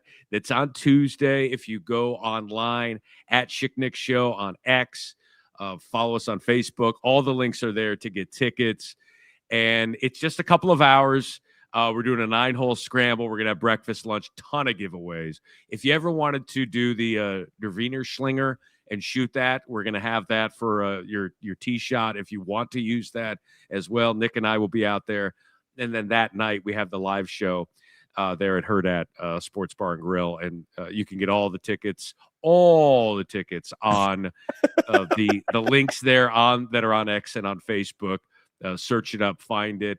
I think we've got a few tickets left for the live show. We do have a bunch of tickets left for the golf, and we're going to be out there having some fun. So let's get out there, support the show, support the sponsors. And I'm flying out there Monday night. I'll be in Omaha all day Tuesday and then fly back Wednesday. So it's a great annual return to my home away from home. How far of a drive would you say it is to the to Indian Creek? About an hour drive out of Omaha, a place called Indian Creek. Wow, that's news to me. Yeah, thank you, Ronnie. Yeah, thank you very much, Patrick. Thank you very much. We're gonna have like Twitter polls. Like Austin does a great job helping us out. We're gonna have Twitter polls. Austin, I just emailed you like a ton of stuff, and you're probably awesome. Okay, like, this is great. I got more work to do, but Twitter polls. Tweets. Right, Austin? Okay, now I see it. Never mind. Yeah. I got really worried there for a second because I was like, I do not see a Matt Schick in my email. That would be very concerning. Yeah, I'd be like, oh, okay. Got it wrong. Sent it to the wrong guy. Anyhow, want to thank you for helping us out. But that's coming up. All right. Hey, before we let you go, because so you heard part of the Kugler segment. Yeah. I'm from Panhandle, so I never got to listen to Schick and Nick, like the original radio iteration. I found the podcast naturally and just started listening when I was in Kearney, and I was tweeting at you guys. I was sending stuff all the time back in the day. Do you have like a low-hanging like fruit favorite drop or favorite just cut that you like to hit, but maybe isn't the most popular to everybody else? Is there one that you wish would get a little bit more into the Schick and Nick zeitgeist? Oh, that's a really good one. That's a good question. I've thought about that. I've been asked that a couple times. That's a Trev Alberts drop, which I love. That might be the answer right there. All of the people that would filibuster by saying, "Oh, what a good question," after you ask a question. Mine has to be snooze to me because I say it all the time. I'll say it to my fiance, and she we're driving somewhere, and she'll point at something or tell me something from someone text her, and I'll go, "That's snooze to me." That's so good. It's hard to go. Like I should look at and compile and do a power rankings, and maybe we'll bring that to the show of underappreciated drops, like Fluidity from Jonathan Smith was a great one that just for some reason became part of the zeitgeist of the show. Caller Chris is like the white whale that we're just trying to find. He was a guy that called into our radio show with a month left in the show and gave the most polite and most incorrect answer to a trivia question that we were giving, and apologized profusely for his bad guesses. And it turned into just apologizing like a couple of times. Oh, it wasn't Wyoming. It was Montana State. I apologize. Then he just like this deep inhale. It's like, what are you doing? I apologize. What's happening there? We've a couple in chat. Mustache Adam says, I got to run to the bathroom. About who's this? That's a great one. Joe Pa being asked about his secondary at Big Ten Media Days. And then he goes, but who's this? It's like, yeah, I don't think he's going to be coaching very long. He can't hear. How can he coach? And then on top of that, too, you have ruined the word challenges for me personally, because I can't go anywhere or hear someone say. You said it earlier, and it was almost just like word vomit. Just the challenges you have. Speaking of challenges, Stans is called. That's good. That's really good, Ravi. Stans is called. The play Stans is called. Like, who Stans is called? Who does Stans is called? The old Big 12 official. It's funny you mentioned the challenges stuff, because that is one that gets mentioned a lot. And the beauty of that, and for those who don't know, it was a Holiday Bowl, Nebraska, Washington, and a media guy is at the bowl game. They're doing the prep, and he's at a practice for Nebraska. We don't have video of it, but it's audio of the guy going, Coach, Arizona has two quarterbacks, both Scott and Foles. What type of challenges do they present for you? And Bo goes, for who? And Keith Mann in the background, the SID, goes, we're playing Washington. And the guy goes, oh, my bad. That was last year. And like, yeah, you're paid to go cover this bowl game. You have one job. Who are the teams, and get a story. And he's asking about the previous year's opponent. And so I think it was John Niatawa. I want to say it was him who texted us or emailed us, and he was at the bowl game and working for the World Herald at the time. He goes, guys, you're not going to believe this. Try and find the audio of this.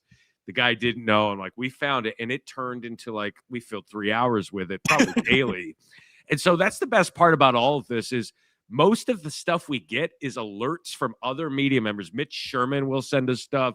Sean Callahan, he might have been the one that sent us the October 4th, September 4th. I don't know, back in the day with J.J. Davis. Like, we have boots on the ground of like, dude, you'll love this. And they're 100% right. They all get the show. And so most of the work is done by people not named Schick and Nick, which is great. So especially most of the work is done by people not named Nick. Yes. Let's be clear. Yeah, let's be honest. Show starts at 8. When are you going to be there? 7:50, 9:30. All right, thanks. Matt, when you get here on Tuesday, I've got a great story for you about Nick. I'll tell you when you get here. But the last question I have for you. This is Schick and Nick 5. What are the percentage chances we get to Schick and Nick 30? That's a great one. I don't know. 30? Marquis Step in awe of an opposing team's number of tackles that one player had. That's another one. How many Schick and Nick live shows will we get to? We started the podcast during COVID, and then 2021 we said, let's do a live show. And now we're up to Schick and Nick 5. And last year, Nick and I were stunned. We always see kind of the same faces. Then we said, any first-timers here? And nearly everyone raised their hands. So it's just a cool opportunity to see. It's awesome to see the show grow. It's unfortunate that it's more popular now than it was when it was on the air, but we'll take it. It continues to compound interest, we think. So Schick and Nick 30. That would put me 25. I'm 61. I don't know what kind of. I don't know if we'll still be quoting Seinfeld at that time. I guess if we're still doing. Hey, you're gonna start talking to Joe Pa. Then you will. Who's that? That's right. Here's your surprise guest, Ken Pavelka. Who's this? Like, Schick, I gotta ask you before we let you go. You mentioned something there with all the people that send you stuff and like people that get the show, right? Like that, as somebody who does this now, like that's one of the most satisfying feelings, right? Of like people who understand you and what you're trying to do with the show. Like, how cool has it been just to see? I mean, you've talked about this on the pod before. This was a show that existed for 2 years, 15 years ago, and has this tail on it that some people, I think, don't even know that it was a radio show at one point. They just think it's a podcast now. Like, I guess just as a ton of the cool things you've done in your career, where does that kind of rate up for you of just like you've created this thing that people just really resonate with it and truly get on like a visceral level? Yeah, it's probably the best thing I've ever done and been a part of because of the community that it has created and people that it's I always do the Seinfeld comparison, not that it's on anything close to that level, but locally it is in that you reference things, word association goes back to you. It's like a separate community of people that speak a certain language, talk about the show. I mean, when you have people sending in videos, they're on vacation and they want to stop their vacation to do a cheers video about how they need to soak it all in. And then their little kids are correcting them as part of the script, which is perfect. And those who don't listen to the pod, you just need to understand what I'm talking about. Like, we're going to display one of these at the live show. We have a family that is there, like in Wisconsin, and the kid, it opens up with a 3-year-old kid going, "Make room for daddy." I'm like, this is unbelievable. And then the dad is like, "Oh, it's awesome to be here in Wisconsin." And the 12-year-old behind him goes, "Dad, you know we're in Minnesota, right?" He's like, "Oh, okay." I'm like, "Oh my God." Like, so, and that's all because Nick Baugh, after the first time he ever did Final Four coverage in San Antonio, went out on a rooftop, had a beer, and did sometimes you got to soak it in, did a cheers video. And he had no friends with him. Like, no one was there with him. He was there with all his close relatives. Like, no one was there, but he was celebrating his accomplishment, which he should. And it was a nice moment. It was sentimental. And then you have people doing it themselves and incorporating Wayne from Aurora, not knowing that it was Tommy Armstrong instead of Tommy Frazier in the studio with Matt Coatney on Big Red Reaction. Like, all of these things, you can't explain it, but it's awesome if you get it. And I actually typed in Schick and Nick the other day just to see what it would say. And ChatGPT spit out something like, if you like loose-based, sports content with humor, and inside jokes, this is for you. There are some that think the incessant laughing is much, and once they play something and laugh, it can get out of control. It's like, that's it. Like, that's totally it. I'm not going to argue. I'm not going to correct Wikipedia on that one. So it's a lot of fun. There are a lot of people that I've see online that are, they'll put on a Reddit page or something like looking for local Nebraska sports podcast to listen to. What should I do? And a lot of people will recommend Schick and Nick, and they'll say, but it's not really sports. I know. Like, Michael Severe did like a bracket thing, and it was like best. I think it was best Omaha podcast or Nebraska sports podcast or something like that. And we won. And I look at them ourselves, and there's like 7 out of 10 shows like we talk sports for 10% of the time. But here, ChatGPT, here we go. It's essentially 2 longtime friends talking sports while trying to make each other laugh. That's great. That's what it is. There's clearly a loyal audience. If I had to explain it to someone in one sentence, ChatGPT, quote, Schick and Nick is a sports podcast that uses sports mostly as an excuse for 2 old radio partners and their audience to keep a 17-year collection of inside jokes alive. Thanks, Chat. Like AI is undefeated. Like, this is why I lean on it every single day. Totally accurate and way better than it sounds. Like, they're really like, I get that that's like a dead on description and it does not do it justice whatsoever. Can you send that to me? We're just going to use that for your live intro for the show on Tuesday. That'll be perfect. I'll send you the link to this. I'll copy and paste it. And that'd be perfect. Schick, thank you so much for joining us. We will we'll plug the show and where everybody can find it once again once we get you off here. But I just want to say really appreciate you joining us from the bottom of my heart. I don't have another one to come back with you with. I'll just say, for those of you who don't like the show, sorry about that. Not happy about that. Schick, we'll talk to you later, buddy. We'll see you All right, guys. Thanks. That is Matt Schick from the Schick and Nick show. There's someone that listened to that entire segment and was like, what the hell is what going is on happening right now? But the way I would describe Schick and Nick is if you're really into vocal stems, right up your alley. Like, that's just what we do here. I can't wait to voice that Chat GPT for you. It'll be an excuse to keep 17-year-old inside jokes alive. Go to eventbrite.com, search for Schick and Nick 5. You will get golf outing tickets. You will get there's just a handful of tickets left for the live show as well. We'll all be out there. I'll be out at the golf tournament as well. Make sure you get your tickets there. It's going to be a ton of fun. As you can tell, Schick is a ton of fun to be around. Nick's a ton of fun to be around as well. So make sure you get to Eventbrite, search Schick and Nick, and you will get your tickets to both the golf outing and the live event next Tuesday. Coming right up, we'll be here with Brian Edwards from Major Wager. That's Austin. I'm Ravi. It's Hurrdat Sports Live.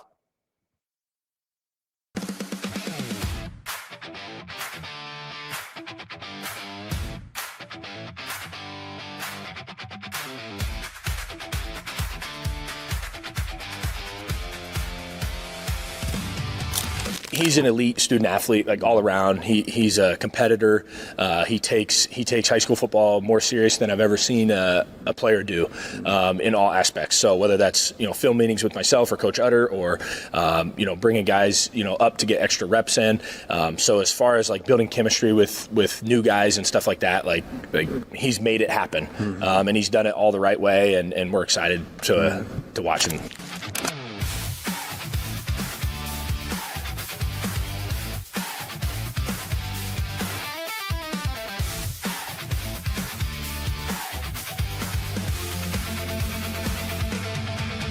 Your schedule is filling up. Get back to busy at Edwards Kia. Lease the 2027 Kia Seltos S starting at just $269 a month. Ready for every run on the calendar. 2 great leases, 1 less thing to worry about. We've also got the 2026 Kia Sportage EX starting at $249 a month. Don't wait. Get back to busy this August at Edwards Kia.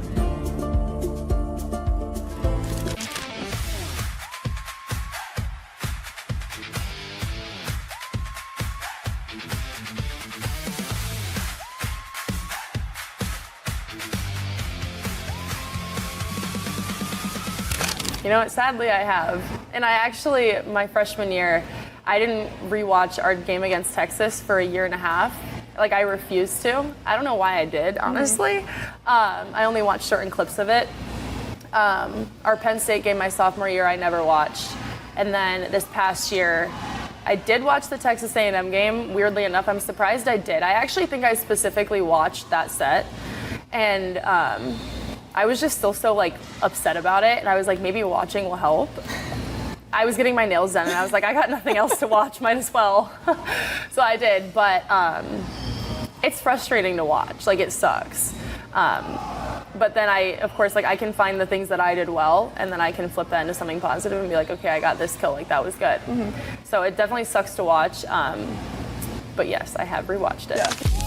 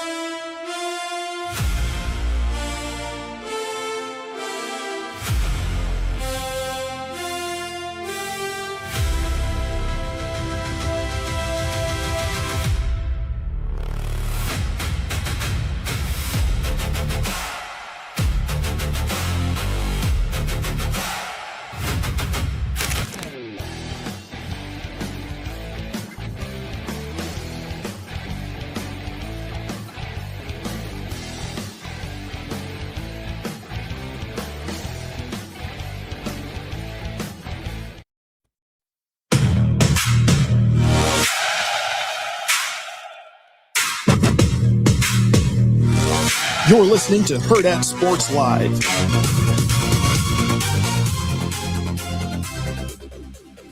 Welcome back, Hurrdat Sports Live. That's Austin. I'm Ravi here at Hurrdat Sports HQ. We are joined now by Groomsmen from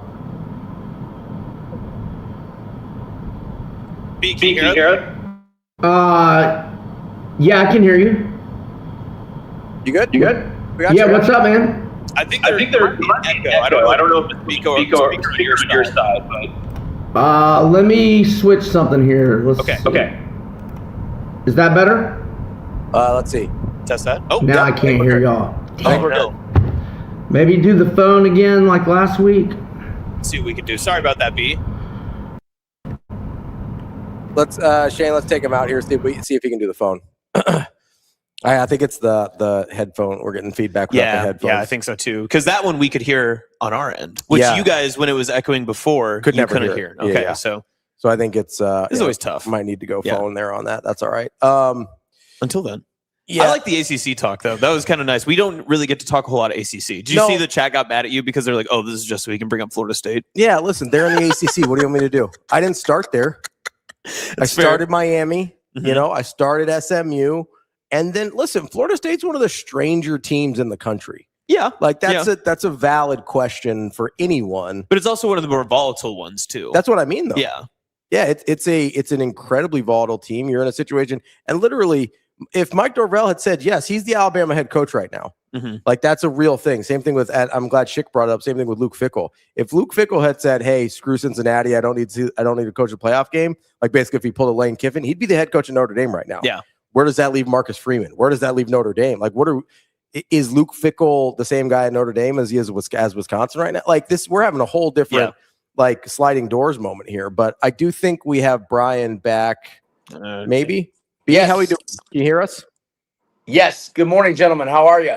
Perfect. No echo. We love it here. I got to ask. Let's start off with the NFL because I'm curious here, and I've heard different philosophies on the NFL preseason. One philosophy is if you bet the NFL preseason, you're actually a degenerate. The other is true. If you bet that there are places where you can actually win in the NFL preseason because not as many people bet it. You've got maybe some advantages there if you know what you're talking about. Which side of that line do you fall on, B? Well, full disclosure, I am still a degenerate, but I do not bet on all-star games or preseason games. But yeah, I'm not that big of a degenerate. I don't want to have my money riding on fourth stringers in the fourth quarter that are not going to be on the roster during the season. Now, I don't know. I mean, if you feel like you have an advantage with the backup quarterback or something, like a first half bet or a first quarter bet, like you feel like whatever QB2 or QB3 is much better for Team A than Team B, I get it. But I stress enough about games all year. Well, not all year. I don't do baseball anymore, so I'm kind of in that little. I'm in my little 3 or 4 month stress-free zone, except for some UFC fights on Saturdays. I won't be in play until week 0. I mean, let's be honest here. We're really at this point. If you're betting on preseason football, you're betting on guys that are going to be working at their dad's insurance agency in like 4 weeks. Hey. Not Haynes King. I'm just saying, there's like a lot of those guys that, I mean, especially second halves early in preseason, like these guys will be hawking life insurance sooner rather than later. We have the same thought process. It just doesn't interest me. I mean, I look at the box score. I like to look at the box score to see how the rookies are playing or whatever. Don't get me wrong. I'll watch it, but you could not pay me to bet on that. Yeah, I didn't even watch last week, although the Haynes King highlights were pretty sweet on Twitter the next morning. You're goddamn right they were. Oh, my God. That was incredible. He's a big Panthers fan. No, I'm a big Haynes King guy is what I am now. So. Yeah, me too. I mean, like I used to bet his anytime touchdown and rushing yards prop over pretty much most weeks. He may or may not have bought a Haynes King jersey that night. I'll be honest. I was in it for just watching Carson Beck spin it. Yeah, and I didn't watch it, but I looked at his stats and saw a few highlights on Twitter. It looked like Beck played really well also. Jacoby Brissett's looking over his shoulder. That's the quarterback battle we were all worrying about, right? Yeah, that's the Cardinals 3.5 win total. We're very worried about this year. I know we'll get to Texans here in a second, but with the news that Kyler Murray was officially named the starter in Minnesota, does that change the needle for you at all, or is that just what you expected all along in terms of their win total? 100% expected that. I couldn't believe McCarthy got taken in the first round. I couldn't believe he took my money in that Michigan-Alabama playoff game. I've never been a McCarthy guy, although he did play well in that Alabama game. But yeah, no, doesn't change any. I 1,000,000% expected that. Let's get to the Texans, though. You said you wanted to look at them, the Houston Texans. They're a super interesting one. Obviously, that defense has been really good. Everybody's sort of waiting for C.J. Stroud to recapture his rookie dominance. Hey, was this an outlier? Is this who he really is? That offensive line's been brutal. He's had a ton of injuries with his weapons as well. What do you do with the Houston Texans? It's just all about their defense to me. They had the best defense in the NFL last year. I mean, I thought they were ready to win the Super Bowl last year. I think the defense was ready. C.J. Stroud just played as bad a football as I don't know if I can think of any postseason performance that was more abysmal from a quarterback in my lifetime than what C.J. Stroud did last year at New England. That was so bad. But 10 starters back on the best defense in the NFL. I think it's still the best defense in the NFL. Then you had Clowney last week, and I know Clowney at this stage of his career is obviously not an every down guy, but you put him in pass rush situations, he'll still going to get you a half dozen or so sacks. So love the defense. They really missed Joe Mixon last year. That first year in 2024 when he left the Bengals, he had a great year for them, but was out all of last year. I like the trade for David Montgomery, who's probably having to, split carries with Jahmyr Gibbs, but get the much lesser of the carries. Probably saved him, some wear and tear and injuries in the last couple of years. So I think he's fresh and ready to go and can be a workhorse running back for them. And I know Tank Dell had the horrible injury, but maybe he can contribute a little bit. And but it's really about their defense. And so they were only minus 125 on the over 9.5 like a week ago.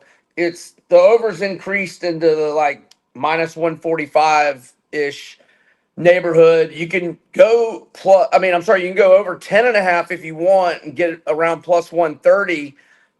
I think you can do both and win both. I've got them 10-5 with 2 swing games, but I've got the 2 swing games being Buffalo and Cincinnati at home. They can certainly win either or both of those games. And I've got them losing at Washington in December. But if Jaden Daniels isn't healthy this year or, isn't healthy come December, I would change that to a win. And that, I marked that a loss before the Laramie Tunsil injury in the last 4 or 5 days as well. So I like the Texans over. I like them to win the AFC South, but they're only plus 110, and they update these division odds every week. And they open Buffalo and Cincinnati, albeit at home, and at Indy. I think 2-1 is probably the best you can expect there. So maybe hold off on the plus 110 to win the AFC South because you might get a better price at some point. What's your feeling on Jacksonville, whether they kind of return back a little bit, or do you think this is just who they are with Liam Cohen as their head coach? Well, Cohen obviously had a really good first year.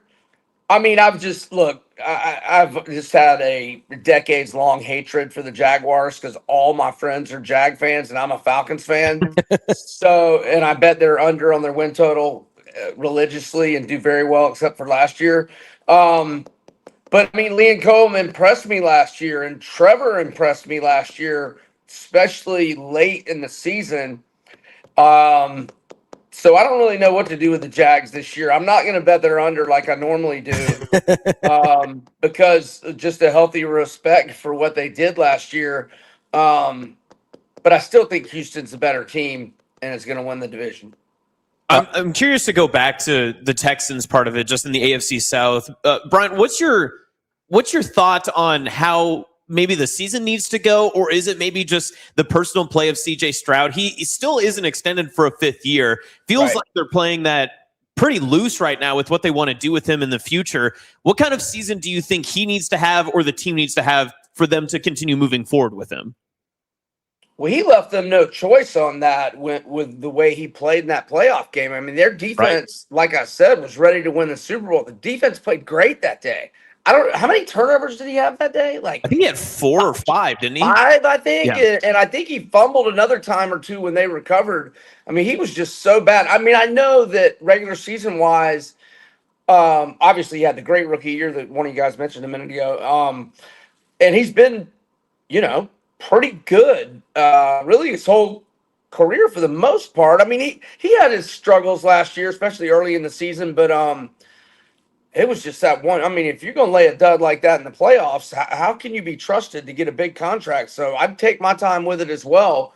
Not only, I mean, if he has a great regular season, that's one thing, but I got to see how he plays in the playoffs because, I mean, seriously, off the top of your head, can you think of a quarterback that's ever played worse in a postseason game? I mean, I can't think of any performance that bad. I feel like I could name a couple of Texans quarterbacks, actually. Okay. Yates was pretty bad. I think there's been a couple of them in there.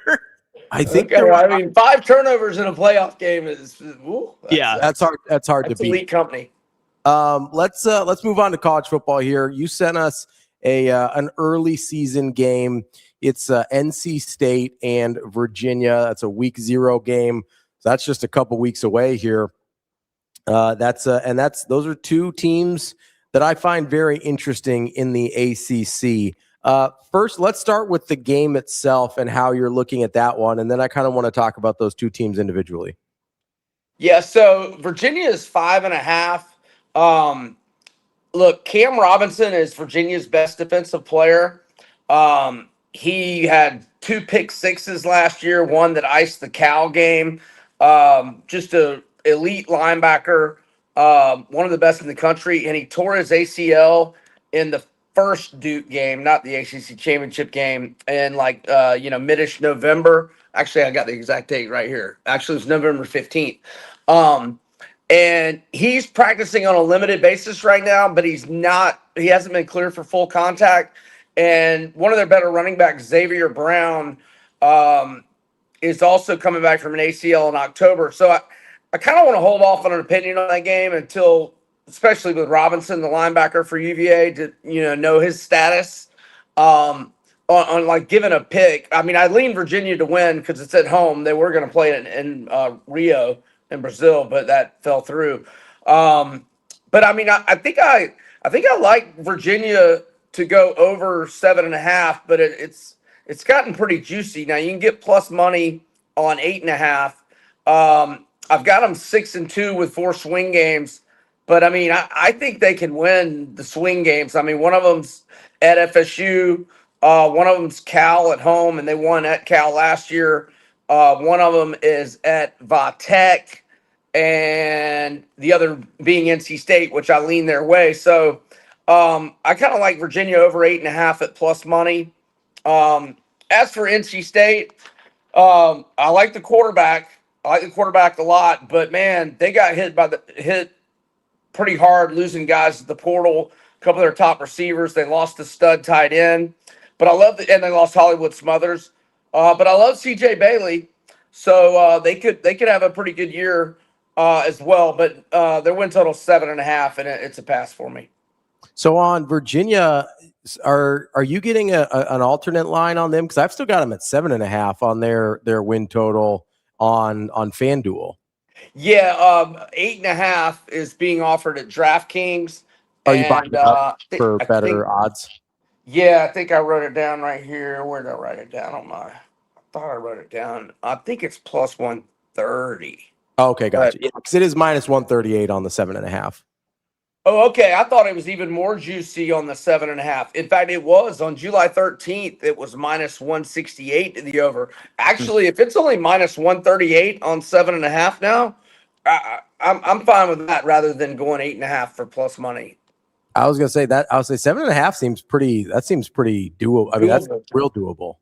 Yeah, and minus 138 is a big difference from minus 168. 100%. That is our guy, Brian Edwards, Major Wager Beat. Appreciate the time as always. Good stuff. We'll talk to you next week. Thanks, fellas. Y'all have a good one. Thanks, Brian. That is Brian Edwards from Major Wager. We will be right back. Michael Bruntz from Husker 24/7 right after this here on Hurrdat Sports Live.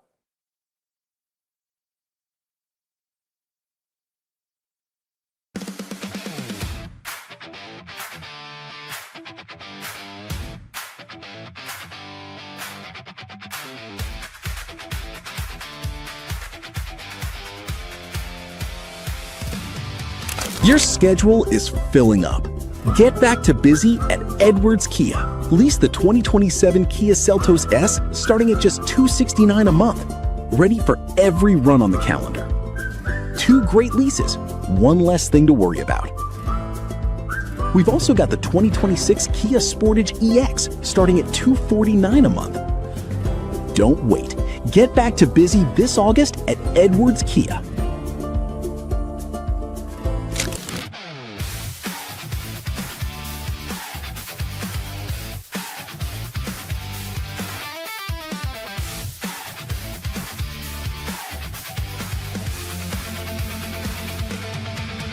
I can feel his passion for kids, his passion for football, how much he knew. He has great access because he's been to so many different places. But I was like, I would hire that guy someday. I had brought him in, whatever role, whether it's working with running backs or tight ends, he does it. Just things that I did for 3 years. Now I was able to pass them off to somebody. I couldn't think of anyone better than Jamar. And, obviously he's a dad. He has a son on the team. He's a high school coach. He has players on the team. He played Division I football, went to Oklahoma. And when he speaks, the players stop and listen. So it's not a title, it's a role. And I think that's a big difference. A lot of people give guys titles. This is a role, and it's got real teeth to it, and he's doing a great job.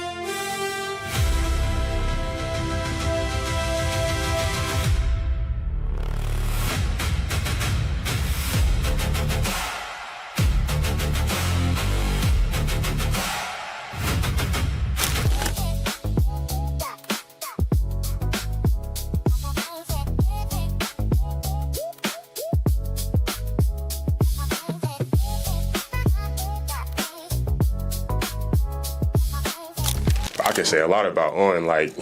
Bro, he's a LB freak. I ain't never seen nobody like him. Owen, nice. I like how he communicate on the field. On the field, off the field, he stay on top of everybody. He a leader. He's one of those guys that if there's 8 reps in a period or 10 reps in a period or 4 reps in a period, he's going to ask for more. He's in here day in, day out.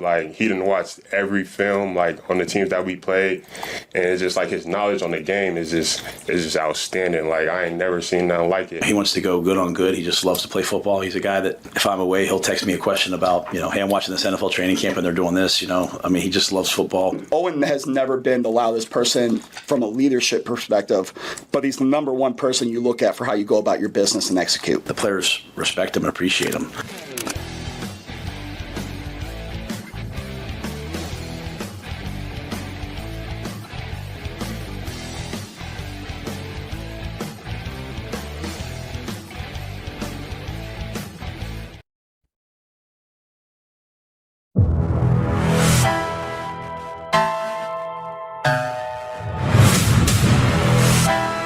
You're listening to Hurrdat Sports Live. Welcome back to Hurrdat Sports Live, presented by Next Gen Mail Medical. That's Austin. I'm Ravi here at Hurrdat Sports HQ. Reminding you, give our friends over at Next Gen a call, 402-614-9700. Look at that. Look at the coffee mug. We'll do a little. Oh, wait, that's the coffee mug. That's chicken. Look at that. Look at that right there. That mug's thick. Look at that thing thick. That's not quite. What? Oh, that's not how the you just drop mixed goes? two of them together. Oh, shoot. Sorry. Give them a call, 402-614-9700. They will help you get you feeling your best, whether you're, training for half Ironmans like my guy over here. I got it right this time. Yeah. I don't want stolen valor, I appreciate that. No, I appreciate the correction. I don't want someone, because someone inevitably would come out of the woodworks and just be like, he didn't actually. It was a half. I don't. Stolen valor is not. I didn't do the full thing. So. No, I just need you to keep saying a full half Ironman. A full half. It was because you finished the half Ironman. Yeah, I finished the full half of an Ironman. Yeah, exactly. So it's not wrong. No, it's a full half. Full half. You did a great job. If you need to finish a full half or a full Ironman or whatever, Next Gen's got you covered. 402-614-9700. They can help you out with hormone replacement for men and women. It's not just, I know it says Next Gen Male Medical in the title, but they can help you out with women with their hormones as well, men and women with weight loss, the peptides also. They've got you covered no matter what you need to get feeling your best. Next Gen has you covered. 402-614-9700. We'll be getting to Michael Bruntz. He's right here. Right now. Oh, sorry, you just came out of nowhere. Michael Bruntz, Husker 24/7. What's up, buddy? How are you? Surprise. How's it going? Hat today. Excellent hat today. I like it. It's a good choice. Cal Bears? Cal Bears, yeah. There you go. Very nice. Yep. Good pick. I thought it was more like a beer brewery or something like that. I didn't recognize the Cal. Traditional ACC power Cal Bears. Yeah, I love the Cal Stanford ACC rivalry games. Those are my favorite. The two things that I appreciate about them being in the ACC now, well, actually it's just one, but kind of tangentially related, was when they, for the ACC baseball tournament, they ship everybody. It's like in Charlotte, and I'm pretty sure that like Cal was there in Charlotte, and they played in the very first game of the tournament, and were like eliminated by lunch. Like people were still like on their first mimosa, and they were already like probably headed back to the airport to go home. So it's that those two schools being in that conference are, probably the peak stupidity for the realignment era, which I love. But anyways, okay, what are you guys talking about? Well, now I want to talk about this because now I'm curious. Just because, so can take me back to pre-realignment, all the major stuff, right? Like Nebraska, the Big Ten, all that sort of stuff. Is there one maybe matchup? Is there something that you miss the most? Maybe let's stick with the Pac-12. Like, is there a Pac-12 reference that you miss the most? Well, true Pac-12 after dark. Right. There was nothing better than mainlining Washington State and Oregon State or something kicking off at 10 Central. But you're kind of getting that back now with the new shakeup. I'm still trying to learn who's in the Mountain West and who's in the Pac-12 and if it really matters. I don't know that it does, but I do. That's I missed that a little bit. I don't think not much else. I mean, I talked to Steve Merrick about this a lot, that there's nothing better than being tucked into bed on a Saturday night than Petros Papadakis calling a Pac-12 game, and we don't get that anymore. Wow. So it's too bad. It is too bad. I didn't think we'd get a Petros Papadakis reference today, but here we are. Were you a big pros versus Joes guy? Oh, that's there's if you put that on TV still, it might be on TV. I don't know, like some like third level network or whatever. I would watch that for sure. Even the older ones, I would watch. I think, but so you probably can't do those anymore. Like it feels like everybody's a little too woke, kind of uptight about that stuff. You can't have expensive contract athletes running around with people like me. Well, they were all retired, right? Still, not all of them. They had like not all of them. Some of them were still lighting people up. I mean, they had Ndamukong Suh hit somebody because they measured everything in trains. No, that's sports science, not science. Pros versus Joes. Oh, sorry. Rico, come on. Wow, what a noob. That's a really bad look for you. That's embarrassing. R.I.P. John Brinkus. They had Larry Fitzgerald on Pros versus Joes once. No, again, that's sports science. He wasn't retired during the show. They didn't have all retired. They had some active. They had to be retired because they're contracts. Guys, let's not fight in front of Michael. Well, I'm looking now. So Bruntz, it popped up on my algorithm on like TikTok the other day, and one of the actual, I think it was in the finals, one of the actual competitions wasn't to get a hit off of John Rocker. It was to fight him after he threw a pitch at you. You had to avoid getting hit by the pitch and then charge the mound and get John Rocker out of the circle. That was the challenge, was to fight John Rocker. It was incredible. That's American Gladiators, isn't it? It was basically American Gladiators. I'm looking at it now. Oh, you know who was on this, Ravi? Who? Apparently, Bo Jackson made an appearance on Pros versus Joes at Michael, some point. Don't do this. It was probably as long as his appearance. The magic words. It's incredible. Stop it! Stop it! Get some help. Did he rush for more yards on Pros versus Joes than he did for the Raiders? Yeah, I think he won the whole thing. And he ran over the Boz. Yeah. At the same time. Dennis Rodman was in it. I remember Dennis Rodman being in there. It says mostly retired, but Bill Goldberg was still wrestling, but they used him as NFL. Oh, so that was Larry Fitzgerald? I'm just interesting. Interesting. That's fine. That's fine. Actually, Bill Goldberg was in the one that I was watching the other day. He was lighting people up as a linebacker. I love that. Morton Anderson was involved. So, I mean, he's probably still playing, right? I think Martin Anderson will be active until just the day he leaves this mortal coil. Yeah, likely. Yeah. I did like the one with I think they had Jerry Rice like cooking people on routes too, for sure. And he was like 60. Yeah, and he's just like, boom, got him. You can't be putting normal ass people against Jerry Rice at cornerback. That's just not going to work. Like, in what scenario do you have any chance to survive against Jerry Rice?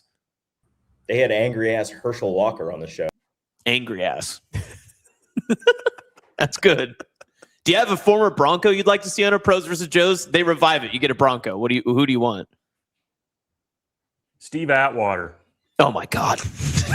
I want Steve Atwater at an Oklahoma drill against Steve 60, Atwater. just lighting dudes up. He would decapitate someone, Bruntz. Some guy in middle management's out there trying to run an Oklahoma drill against Steve Atwater. That's what I want. Yeah, and they'd have to cancel the show because he'd never walk again. That's what waivers are for.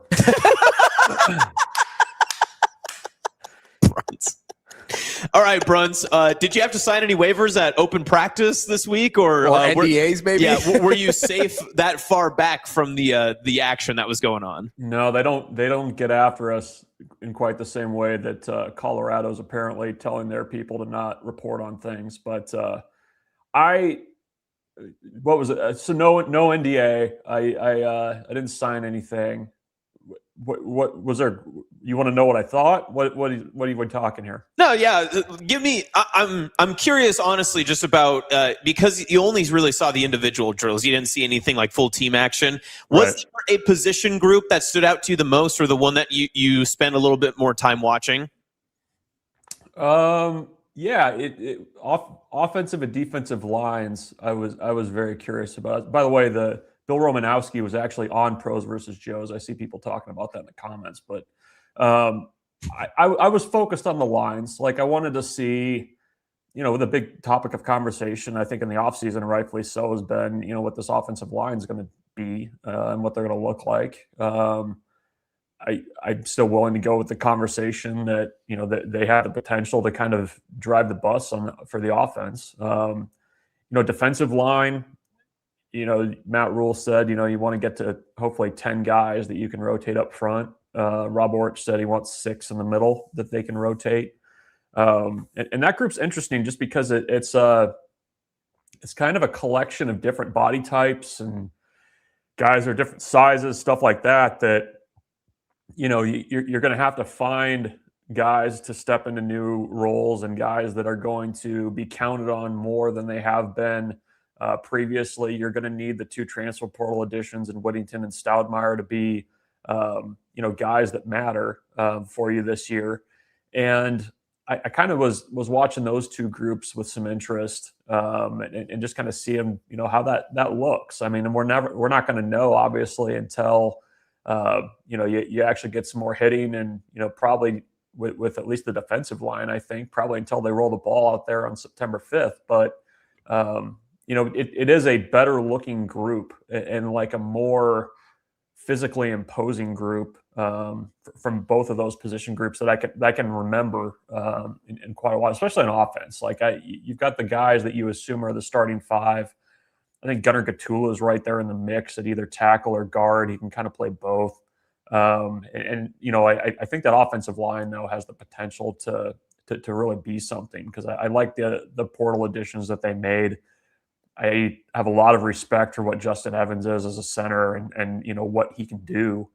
And so I was kind of spending my time mostly there. Bruntz, you mentioned 6 guys in the middle. I think it's pretty easy to get to the first 4: Van Poppel, Whittington, Lefotu, and probably Stodmeyer. Where do you look for the other 2 there on the defensive side? Yeah, I mean, it's going to be somebody, that we really haven't seen yet. I mean, is it Tyson Terry coming off of his knee stuff last year? He definitely looks the part of a guy that could potentially help. We'll see if he's ready. David Hopkins, another guy that's, it really put on a lot of weight. We'll see if he's ready to go.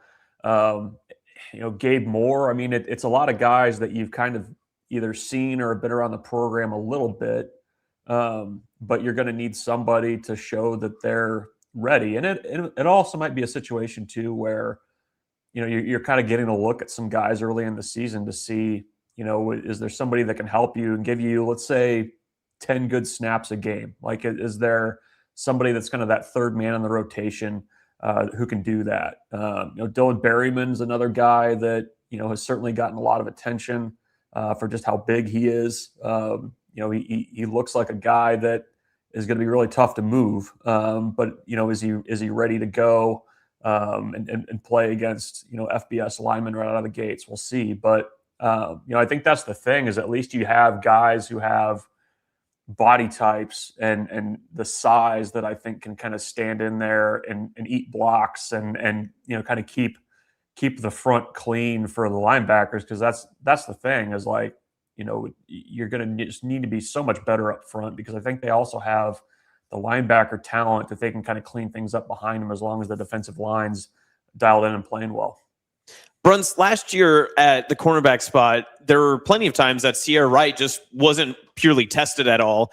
Do you think that Andrew Marshall is going to garner that same respect from different offenses that he will face, and they'll just try to attack more of the cornerback twos or inside slots like we had seen last year? Or do you think that it'll be more balanced because maybe Marshall doesn't have the same rapport that Sierra Wright had coming into the camp that he was at last year? Yeah, and Wright's kind of an interesting case too, because I mean he was at corner and then he had to move into nickel, and was kind of moved around in that way. I think Marshall's probably going to have to earn it a little bit. I mean, I think there's a lot of people around here that feel pretty good about him, and he's certainly earned that respect. But does he have it? Does he have it nationally? Has he put it on tape enough? We'll see. I do think as we've kind of gotten them, we're a week into camp now. I do feel like, on the other side, I think Jeremiah Charles is having a great start to fall camp. When you kind of talk about guys who, are third, fourth year in the program where things kind of start clicking for him. I know in his situation, there was a stomach or esophageal issue that he was having to deal with that kept him from keeping weight on. And they feel like they've got that kind of figured out. So, is that going to, are they going to kind of go more towards that side? Are opponents going to go more there? Are they going to test Marshall? I mean, I think Marshall probably needs to show it a little bit more to kind of get to that Sierra Wright type level of respect. But, it's also going to be a little bit of a different scheme that they're running this year, with coverage, with a little bit more quarters. So we'll see how that affects things too. Bruntz, as you're kind of going through this, obviously you got to see a little bit yesterday, not a ton, but as you're talking to people, hearing things on the defensive side of the ball, is there a guy that you think we are maybe not giving enough attention to right now that might play a factor this year?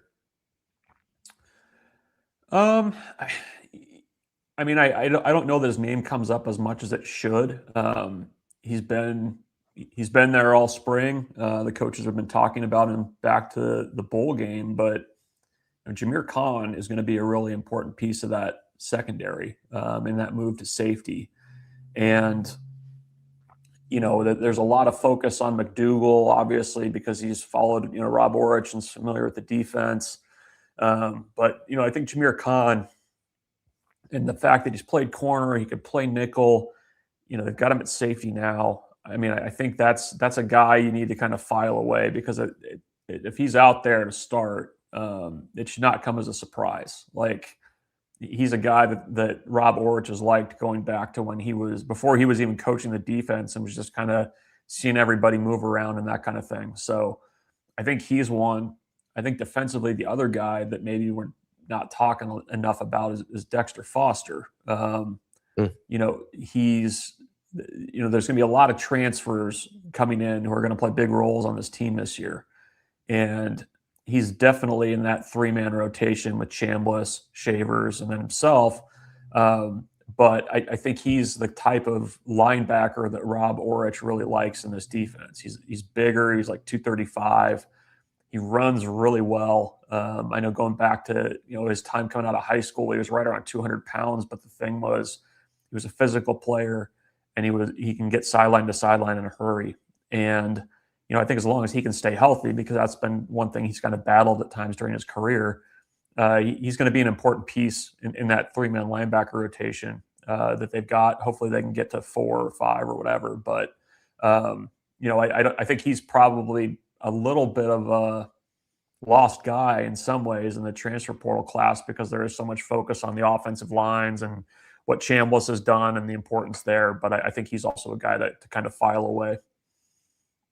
Bruntz, on the defensive side, do you have more, in terms of starters, do you have more questions and question marks to answer on who will be filling spots for that week 1 matchup? Or do you think that there are more like guarantees, guys that you would feel comfortable putting in pen right now at a starting lineup? Yeah, I think it's hard. And I think like the group, that if you're going to say we're going to pick our starters from this pool of 8 guys, like, I think you can probably get to that group of 8 fairly easy. But then is it Waneri out there first? Is it Cam Linhart? Is it Cade Petchock? I mean, I feel like that's pretty close, and I feel like that group in particular is going to, a lot of guys are going to play. So I think it's safe in the secondary. I think you generally kind of know the 5 guys that it's probably going to be. Linebacker, you probably know that same pool of guys. It's just a matter of who's out there first. So the only one that's really kind of in question, I guess, in my mind, is that corner spot opposite of Marshall. And I feel like if you were playing Ohio today, it's probably Jeremiah Charles's job. So we'll see if that holds. But I think defensively, you kind of know who your contributors are likely going to be. Who's actually out there for the first snap. That might be a little bit in question, I guess, especially up front. Ron, switching over to the offensive side of the ball, how close do you think the competition is to be the starting running back? I think it's pretty close. I take Matt Rule at his word that first week or so has been just kind of trying to figure out where guys are able to excel, what they're able to do and execute, and kind of what situations they can trust guys in. Like, is Quentin Ives going to be your short yardage back? Like, I think they kind of thought he will be. Is Jamal Rule ready in pass protection on 3rd down if he has to go in there? Are Mekhi Nelson and Isaiah Mosey ready for a larger workload and more consistent snaps? What are you getting from Tyke Hayes? I mean, that's the thing too. As much as the conversation is this guy coming from Penn State via Iowa Western, great addition, I think, in July, but Nebraska really hadn't spent much time with him before fall camp started. So kind of getting to know what he can do well. And I don't know. I mean, I've said this, and I still think it's true. I mean, I think that kind of how that everything shakes out, how the carries are divvied up. I think there's the potential where that carries a couple games into the season, and you kind of see who can do it when the lights come on, and who's comfortable doing what. And I mean, it's the total coaching cliche, but who makes mistakes in week 1 and corrects them properly going into week 2 and beyond. So I think I think there's still a lot to kind of be determined there in kind of how everything shakes out. I don't think there's a lot of concern within the coaching staff over there that they don't have guys who can do it. I think it's just a matter of kind of figuring out where everybody fits and into what they want to do. Bruntz, I know you say it a little bit there, but I want to dig a little bit more on that too. Do you see the running back room through all the 12 games? Do you think it's closer to being a true rotation where, guys are spelling each other? Or do you think the running back room is more situational, like you suggested, where each running back has an individual role and you hope that each running back excels in that role? Yeah, I mean, I think if it's truly situational, I think that would kind of go against maybe what this staff has said they want and the way they maybe done things in the past. Like, I think they, in their ideal, would like to get to a place where their first guy, whoever it is 20 carries a game.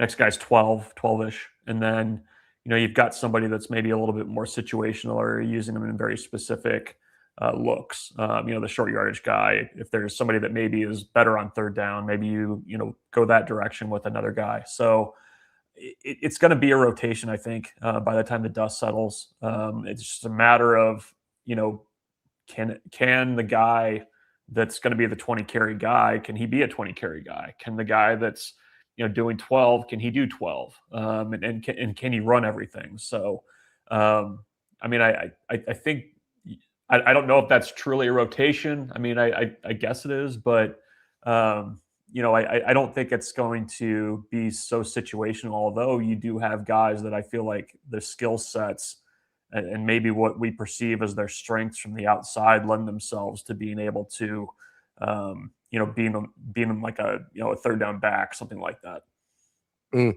Bruntz, last thing from me here. If you had another opportunity to see an open practice and it wasn't just individual drills or anything like that, what type of activity would you sign up for if you only got 20 minutes? I mean, I would like to see the lines go against each other. I mean, we saw some one-on-ones on Tuesday, and I mean, you kind of get a picture of that, of what that looks like. But, to me, so much of this team is going to be, what can you get done up front, both on offense and defense. And, it is a little bit more of a veteran group on offense. So you would expect, at least early on, that they would kind of have the upper hand there. But I would want to see, that those guys going against one another, just to see how that looks. Because it is especially on offense, a bigger and more physical, and I think more agile and mobile line than maybe what I can remember there being in a while. So, I think they're trending in the right direction there, but I think I'd like to see kind of how that looks, all 5 of them going against Nebraska's front on defense. That is Michael Bruntz, Husker 24/7. Bruntz, appreciate the time as always. Good stuff. We'll talk to you next week. Yep. Take care, guys.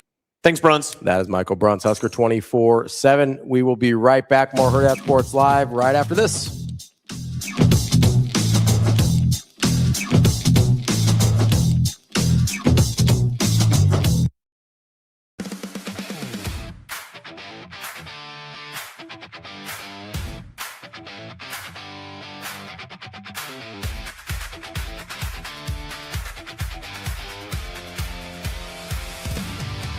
Your schedule is filling up. Get back to busy at Edwards Kia. Lease the 2027 Kia Seltos S starting at just $269 a month. Ready for every run on the calendar. 2 great leases, 1 less thing to worry about. We've also got the 2026 Kia Sportage EX starting at $249 a month. Don't wait. Get back to busy this August at Edwards Kia.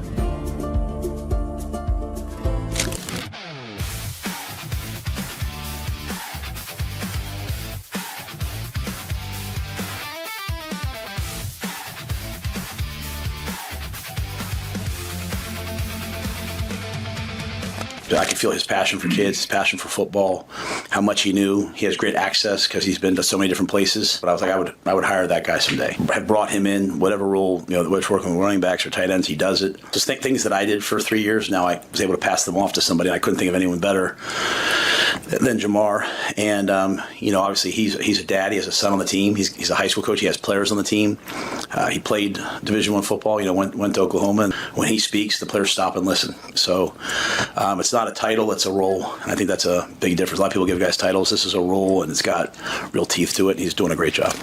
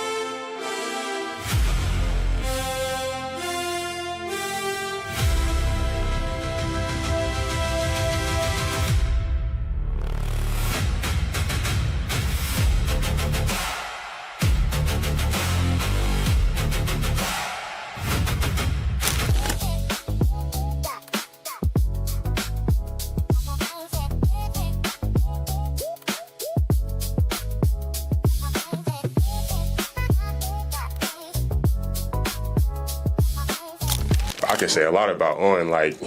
Bro, he's a LB freak. I ain't never seen nobody like him. Owen, nice. I like how he communicate on the field. On the field, off the field, he stay on top of everybody. He a leader. He's one of those guys that if there's 8 reps in a period or 10 reps in a period or 4 reps in a period, he's going to ask for more. He's in here day in, day out. He done watched every film, on the teams that we played. And it's just his knowledge on the game is just outstanding. I ain't never seen nothing like it. He wants to go good on good. He just loves to play football. He's a guy that if I'm away, he'll text me a question about, hey, I'm watching this NFL training camp and they're doing this, he just loves football. Owen has never been the loudest person from a leadership perspective, but he's the number one person you look at for how you go about your business and execute. The players respect him and appreciate him.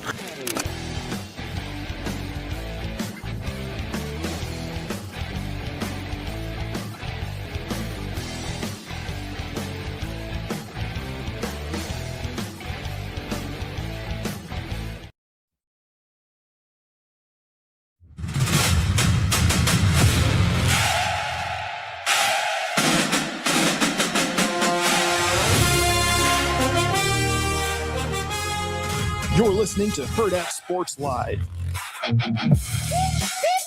Welcome back, Hurrdat Sports Live. That's Austin. I'm Ravi here at Hurrdat Sports HQ, reminding you to head out to UnionOmaha.com to get your tickets for the August 16 matchup, Union Omaha versus the Richmond Kickers, aptly named for a soccer team.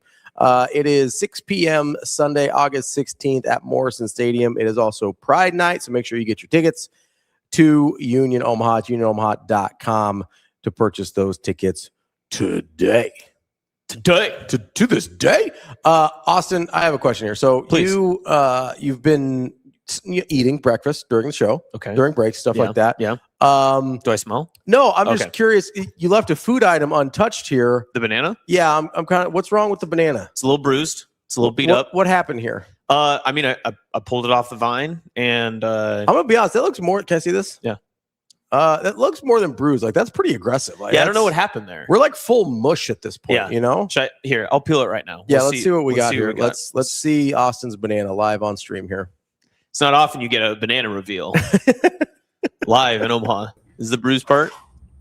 That's not bad. It's a little mush. That's not bad. I'd eat that. Austin, why are you beating your banana? I'm not beating the banana. He's peeling the banana. Come on, that's man. a stretch. That's what a are you stretch. doing? That's like saying Larry Fitzgerald was on Pros vs. Joes. You can't just make things dirty. Just make them dirty, Rico. Come on, man. I'm not. You said it's more than bruised. It's beaten. It's his banana. I didn't say beaten. I said mushy. See, how dare you? I think it's okay. I'm going to attempt that later, but we got to fold it back up because God knows I'm not getting screenshotted eating banana on this show. What do you mean? Don't worry. I'll put the camera on Ravi. I promise. No, you won't. I can see it right here. I know what you're going to do because I used to sit there. See, wow, look at that. Rico is not trustworthy. Not trustworthy at all. Oh, he stuck a bite. Yep, He that's right. stuck You a missed bite. it. I was watching. I didn't do it. I told you I wouldn't. Meanwhile, you were trying to choke the chicken, huh? No, I was just he was leaning a little bit because I squeezed him earlier. That's good. During the middle of the show? I did. Yeah, that's right. No, I remember. And the camera was focused on It's Austin. our topic change, chicken. Yeah, it's our. Speaking of which, topic change. You had a question for me during the break. I did, and I wanted to ask Bruntz this, but I wanted to make sure that I had the stats correct too. So last year, average-ish, Nebraska's receivers had about 2,000 receiving yards in total, right? Between Isaiah, Ja'Cory, Cortez Mills, Clark, and so on and so forth. Do you think that there is a higher probability of Nebraska football this season having a 1,000-yard rusher individually or a 1,000-yard receiver individually? Oh, that's an interesting question because I view both rooms. I don't see the rooms that way. I don't think. In fact, if I gave you a third option and said that neither would be possible, you would take that as a negative. But I don't think that it necessarily means that. My out of those three options, wide receiver, running back, or neither, I'd probably go neither. But it's because I see the rooms as we say by committee is kind of a negative thing. Sometimes I'll say collaborative. If I said like 800-yard receiver, would that? Yes. Because a 1,000-yard receiver, notably in Nebraska's history, is historic. Yeah. So if I bumped it down to like 800 think yards. just like the one time. Did Trey get there? Trey and Stanley? I think. Did Stanley get there? I thought he got 1,000. Did he not? Maybe. So maybe it's just Trey and Stanley. Yeah. But it's not a long list. Right. I would 800. I feel pretty comfortable for. I'd say both. I think. Oh. If you gave me 800, I think I'd go yes on both. Really? Yeah, I see. So you're that confident in an individual running back getting 1,000? So I don't know if I'm that confident, but I wouldn't bet against it. Like I think there will be a committee or by committee sense to both rooms. I have been very high on the Mosey train. Obviously, he looks like an every down back to me. Like he looks like a guy that if somebody's gonna get 15 to 18 carries a game, it's probably him. I wouldn't be surprised if that leaves. We moved from Mackay, who got the bulk of the bowl game reps and a lot of those. Yeah, I think. And he was kind of their first call a lot of times when EJ needed a spell that they would put Mackay in. Now, a lot of that I think last year was because Mosey had just switched positions. Fair point. But I think I look at Mosey. I think he's a little.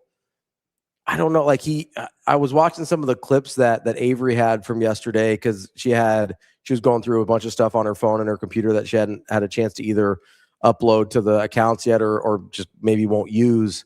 And so we were kind of watching the running backs a little bit. And like, I don't know, Mosey just has that look to me. Like he just has a look of a guy that like, not like an EJ workhorse back in that sense where you're getting, 20, 25 carries a game, but I wouldn't be surprised if Mosey leads the team in carries or leads the team in rushing.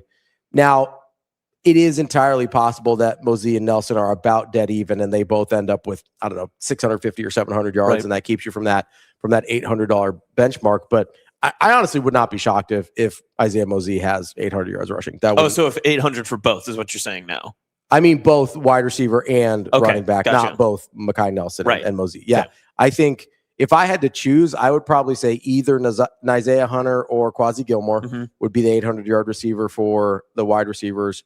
And then I think rusher, it wouldn't surprise me if either of them did this, but I would bet on Mosey being an 800-yard rusher for the running back. I think 800 is more realistic. And I wonder if the Nebraska staff is worried about that type of statistical output. Like I wonder what type of weight they put on saying, hey, if the end of the year we have a guy that has this many yards, or if maybe they're just worried about it more in the aggregate. Like last year, they knew that Emmett was probably going to be more the bell cow because they obviously knew a little bit better than we did, and they figured it out later on in the season too. I would argue they didn't plan on going into the season that way.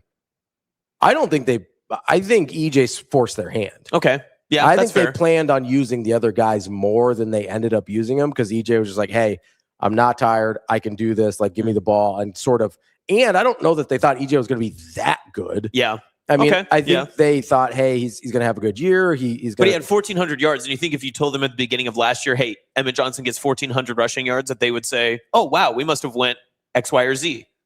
No, I don't think so. I think they would probably look at the room as a whole and say, hey, because famously as a team, they didn't rush the ball that well. Yes, it was right. just Emmett. Mm-hmm. And so a lot of that has to do with the lack of a quarterback run game, things like that. But I think they would look at it more as, okay, we get X total rushing yards for the season or rushing yards per game or maybe even yards per carry and say, hey, this is a number that we're looking for as opposed to, hey, if we can get this guy to 800 yards or this guy to 1,000 yards. I think it's more a holistic approach of this is what we want our running game to look like.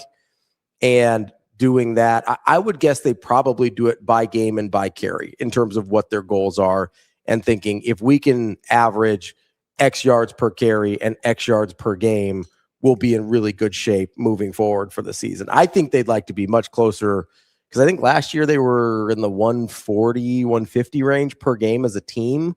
That's off the top of my head. I don't remember. I think they'd like to be closer to 180, 200. Yeah. EJ as an Emmett. Yes, Avery. Yes. EJ as an Emmett. We get caught up with that sometimes, Barthel. Yes. Yeah. How dare he? Although we did see, I think she had a clip. I don't know if it went on the socials or not. She did have a clip of like Barthel running.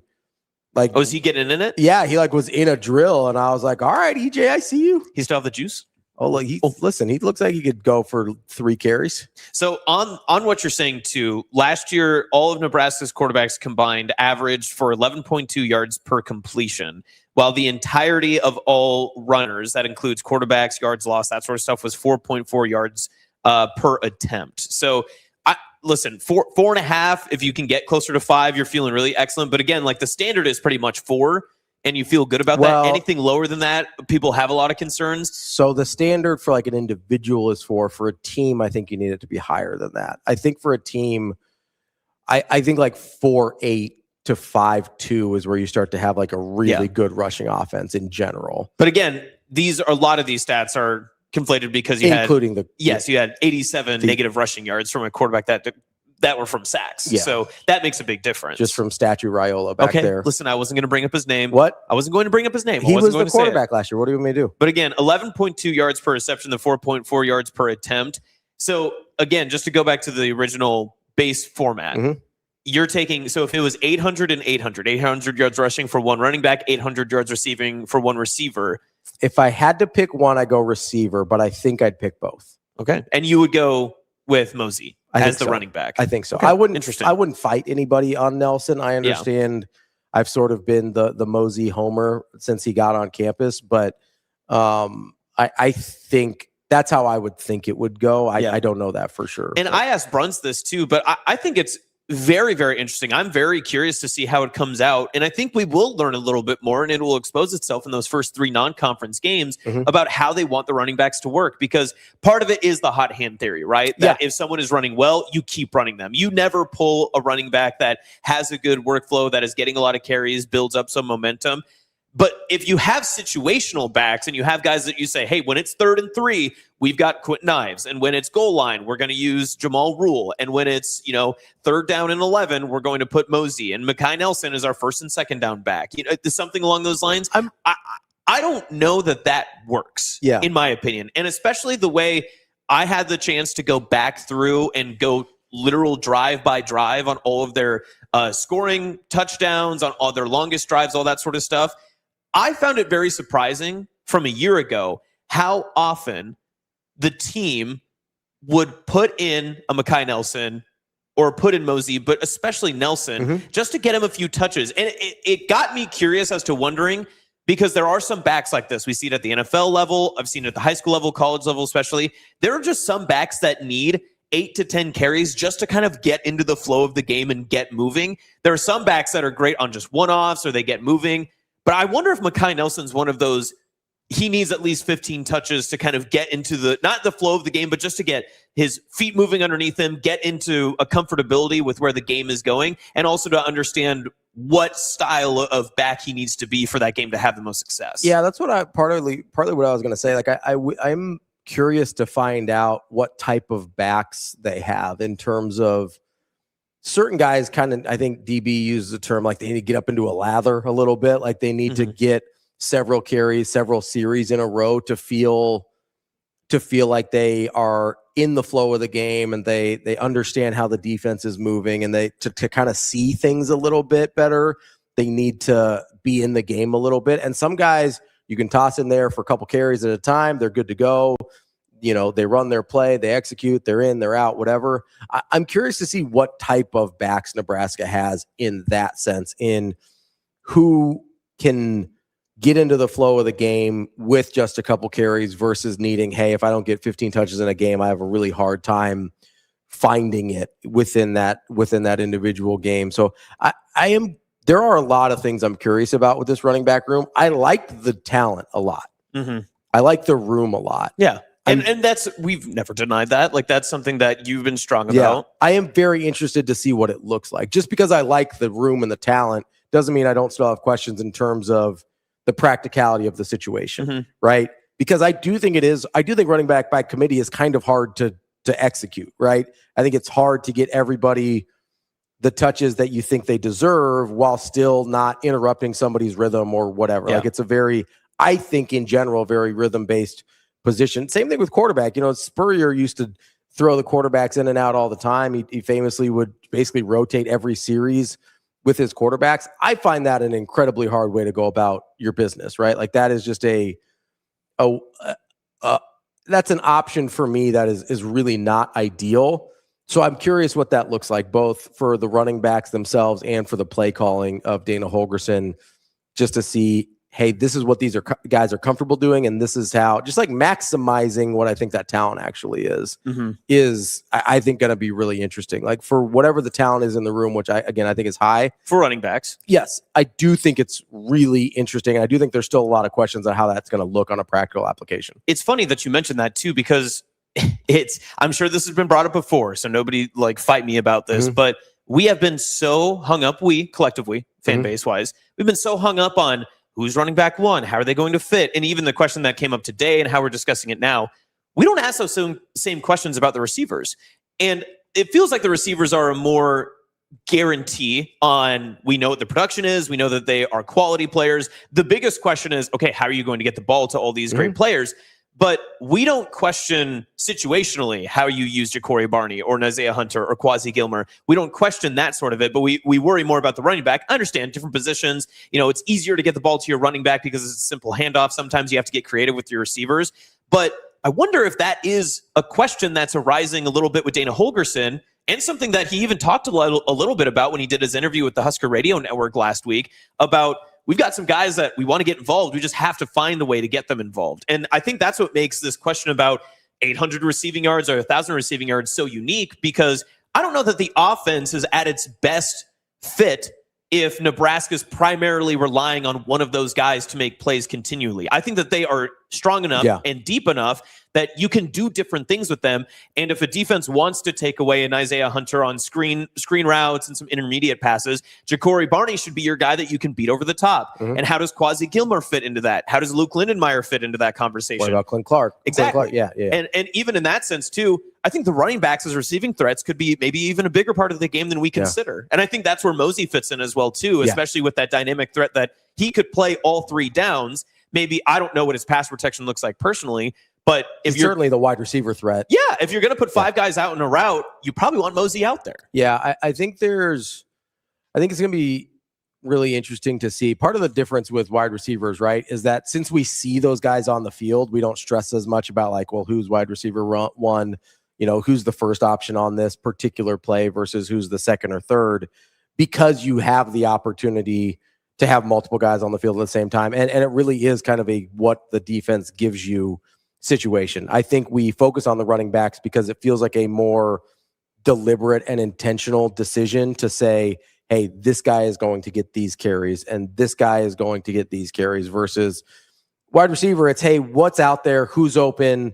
We got multiple guys on the field. Any of them anybody could get the ball at any given time.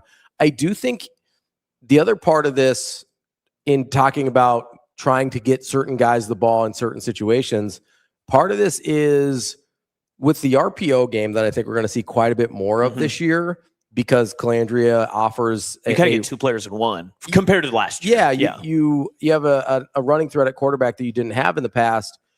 I do think that does alter sort of the way we have to look at carries being distributed or getting the ball out, like a pass run split as well, because legitimately in those situations, you're reading whether I'm going to run or throw in the moment based on what the defense is showing you, right? So if they're showing extra man in the box, typically you pull it and throw. If they are staying in their coverages, you let the running back take the ball and go out there. So I think we get caught up sometimes on ratios and things like that, because like, well, they threw the ball 40 times a day and only ran it 25 or whatever. And I think we have to be a little bit more nuanced in that because of the nature of RPO systems, because of the nature of having a mobile quarterback where it's like, hey, that's a called pass play. They went into a man-to-man. Everybody had their back to him, so he took off. Like, that's a called pass play, though. You know what I mean? Like, it goes down in the box score as a run, but it's a called pass play. Or with the RPOs where you go, hey, Dana doesn't know what they're going to do in that situation. Dana knows what the options are, but he doesn't know. Calandria doesn't know in that situation until he reads the defense whether that's a run or a pass play. So I think sometimes we get a little too caught up in those types of numbers. I think focusing on touches is a much better way to go about this. But I also think, and again, I'm not trying to hate on the previous quarterback who shall not be named. A lot of this I think is going to look really different, because I do think Dylan was changing a lot of plays at the line of scrimmage. Yeah, and I think that was something we noted. Not just this isn't, hindsight 2020. No, we talked about this last year. We talked about it in post games. There were multiple times that it felt like you and I were watching a game. We're just like, man, that just does not feel like the flow of the play style that they were going for. Remember what we talked about all the time last year, where it's like, hey, first drive of the game looks awesome. First drive of the second half looks awesome, because those are scripted. Right? And you don't change. You know what they're likely to line up in. They're not going to give you looks that you didn't practice against. You literally practice those scripts during the week. Those are the plays that are being called. I think a lot of times when the offense looked disjointed, it was because the plays were getting changed at the line of scrimmage. And listen, they gave Dylan that freedom. So this is not entirely on him, right? But I do think he overused that freedom trying to get into the perfect play. It's the same thing we talked about with defense earlier this week, right? It's not about getting into the perfect play. It's about executing the routine plays perfectly, right? Dana Holgerson talked about this ad nauseum last year. He's talked about it already this year. It's like, hey, just make the routine plays. DB says it all the time. Hey, play catch. Can you play catch?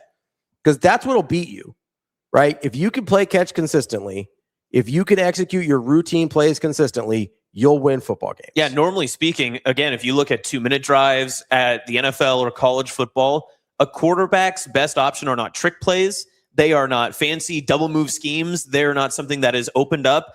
2-minute drives are essentially like, I got to get the ball to an open space. I find an open guy and we get it there. That's what it is. And I think that's the purest form of saying we got to see ball, get ball offensively, right? Like, get the ball to your guy as quickly as you can. At its core, and this is what I like about, the run and shoot offenses or the air raids or whatever you want to call what Gus Malzahn did for so many years. What I like about those offenses is they're very simple in that they want to put a couple defenders in conflict, and then they just do the opposite of whatever the defender chooses. That's the core of all of those offenses, right? Give your offense a couple options, put the defender in conflict, kind of isolate him as much as possible, put that guy in conflict, whether it's on a zone read, whether it's on an RPO, whether it's on a choice route. Get the defender in conflict and then choose the thing they didn't choose, right? And that's the beauty of these offenses. And if you can just execute that at a really simple level, at a high, those simple concepts at a really high level, you'll be fine. But if you're trying to constantly get into, and I think this is, again, from a young quarterback, a guy that did not grow up playing quarterback his whole life in Dylan, I think that's one of those things where his analytical brain and his proficiency on a whiteboard sometimes worked against him because he would say, oh, well, this actually would attack this better if they do this, but that takes you out of the simplicity of what the offense is and the beauty of that simplicity, where you just say, hey, put a defender in conflict, make him make a choice, and then you make the other choice. Yeah. Just so everybody knows, we might have to end the show just a little bit early because we're getting some stuff updated, like at the office and whatnot. But I want to ask you this question before we wrap up and whatnot. Yeah. Would you be curious about what Nebraska's average first down play, like of any new set of first downs, what that average yardage was leading to second down? Like, was it 1 yard? Was it 3 yards? Was it whatever? Because I wonder how often.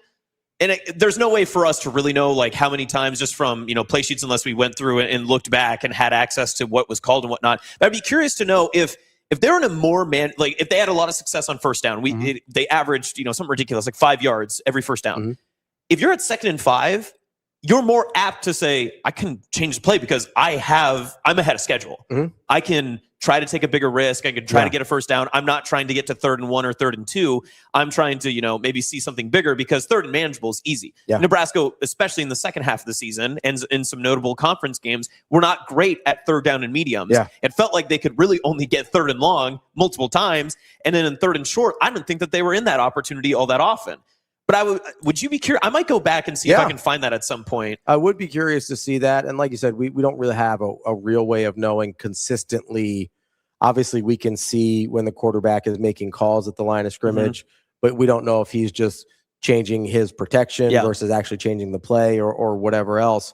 But a lot changes if you're gaining 4 or 5 yards on first down. That changes a lot about what you want to do for second down. Or even more, like, obviously EJ had a great year, right? Emma Johnson had a great year, right? So good catch. Let's say he's getting 6 yards on first. Let's say you're in 2nd and 4 or 2nd and 3. Way ahead of schedule. All of a sudden, you say, oh, well, I can get the 3 yards on 3rd down. Maybe we take a shot here. Maybe you switch out of it instead of just continuing to execute simply and at a high level. I think there's a lot there. And I think we heard this when TJ went to UCLA and won in Pasadena. It says, I don't remember who said it. I think it was Rule. It might have been Dana who just said, hey, TJ just runs the plays they're called. That's a quote. That's a quote from a Nebraska coach. There's a lot of times that Rule says it without saying it. Like a lot of times. I think it was Rule after the UCLA game. Who just says, hey, TJ just runs the plays they're called. It might have been Dana later that week, but that's a quote from a Nebraska coach that says, hey, TJ just runs the plays they're called. I have no thoughts. And is there a time this year that just in terms of the flow of the offense, I get there was time they scored more points, but against a like opponent in conference play, was there a time this year that Nebraska looked more fluid on offense than UCLA? What was their best complete offensive game to you in Big Ten play? I'd have to let me look at their schedule real quick. Okay. Maybe we'll chew on that and bring it up for tomorrow, because I'm curious your thoughts on. There were some, and if you take the non-conference play out of it, let's take Akron and Houston Christian because there were some. The Maryland game, they obviously had the more explosive plays, but it never really felt like Nebraska was a churn it out, get 9 plays and drive. I guess I did do this math earlier this year that I sent it to you. Wasn't Maryland 3 interceptions? Wasn't that game? That was 3 interceptions. Hard to. But then also 2 one-play drives that they had two scores that were maybe quick hitters. Michigan State. I'd have to look at the drive charts for Michigan State. Michigan State was an Isaiah Hunter screen pass, a blocked punt. I think they had another one-play drive in there. Michigan State, they had the Kenneth Williams return touchdown too. So that's not an offense. No, that would be Maryland. Or no, Northwestern. That was Northwestern. Okay. Yeah, Michigan State. I don't think he had a return. Was that the block punt? Yes, that was Carter Nelson's block punt. Yeah. Yeah, you can make the argument it was UCLA. Yeah. Oh, yeah. Yeah. You can make the argument that it's UCLA. I think, did they go 4 for 4? They scored on their opening 3 drives and then opened the third with a touchdown. I think they were up 28-7 at one point. I think that's right. Yeah. They just didn't get the ball much in the second half because the other one that I think is worth an argument, and I get that they didn't score a lot of points, but I thought they did exactly what we're talking about at a really high level, was Cincinnati. Yeah. Oh, yeah. They took what the defense gave them. Cincinnati was really not going to let them go over the top. They kind of put that shell on the defense, and it was 4 yards, 5 yards, 6 yards. And that's how they won that game. And I thought that was a really interesting departure from what we ended up seeing the rest of the season. Yeah. No, I will try to get to maybe what the average first down yardage was. Maybe even just average touchdown like plays per drive. I think I have that somewhere. I think I sent that to you, but we'll have to keep this and average think about number of plays per touchdown drive, like per game. I think that would be interesting to look at. All right, that's the show for today. That's Austin. I'm Ravi. We will be back tomorrow to wrap up your week here on Hurrdat Sports Live.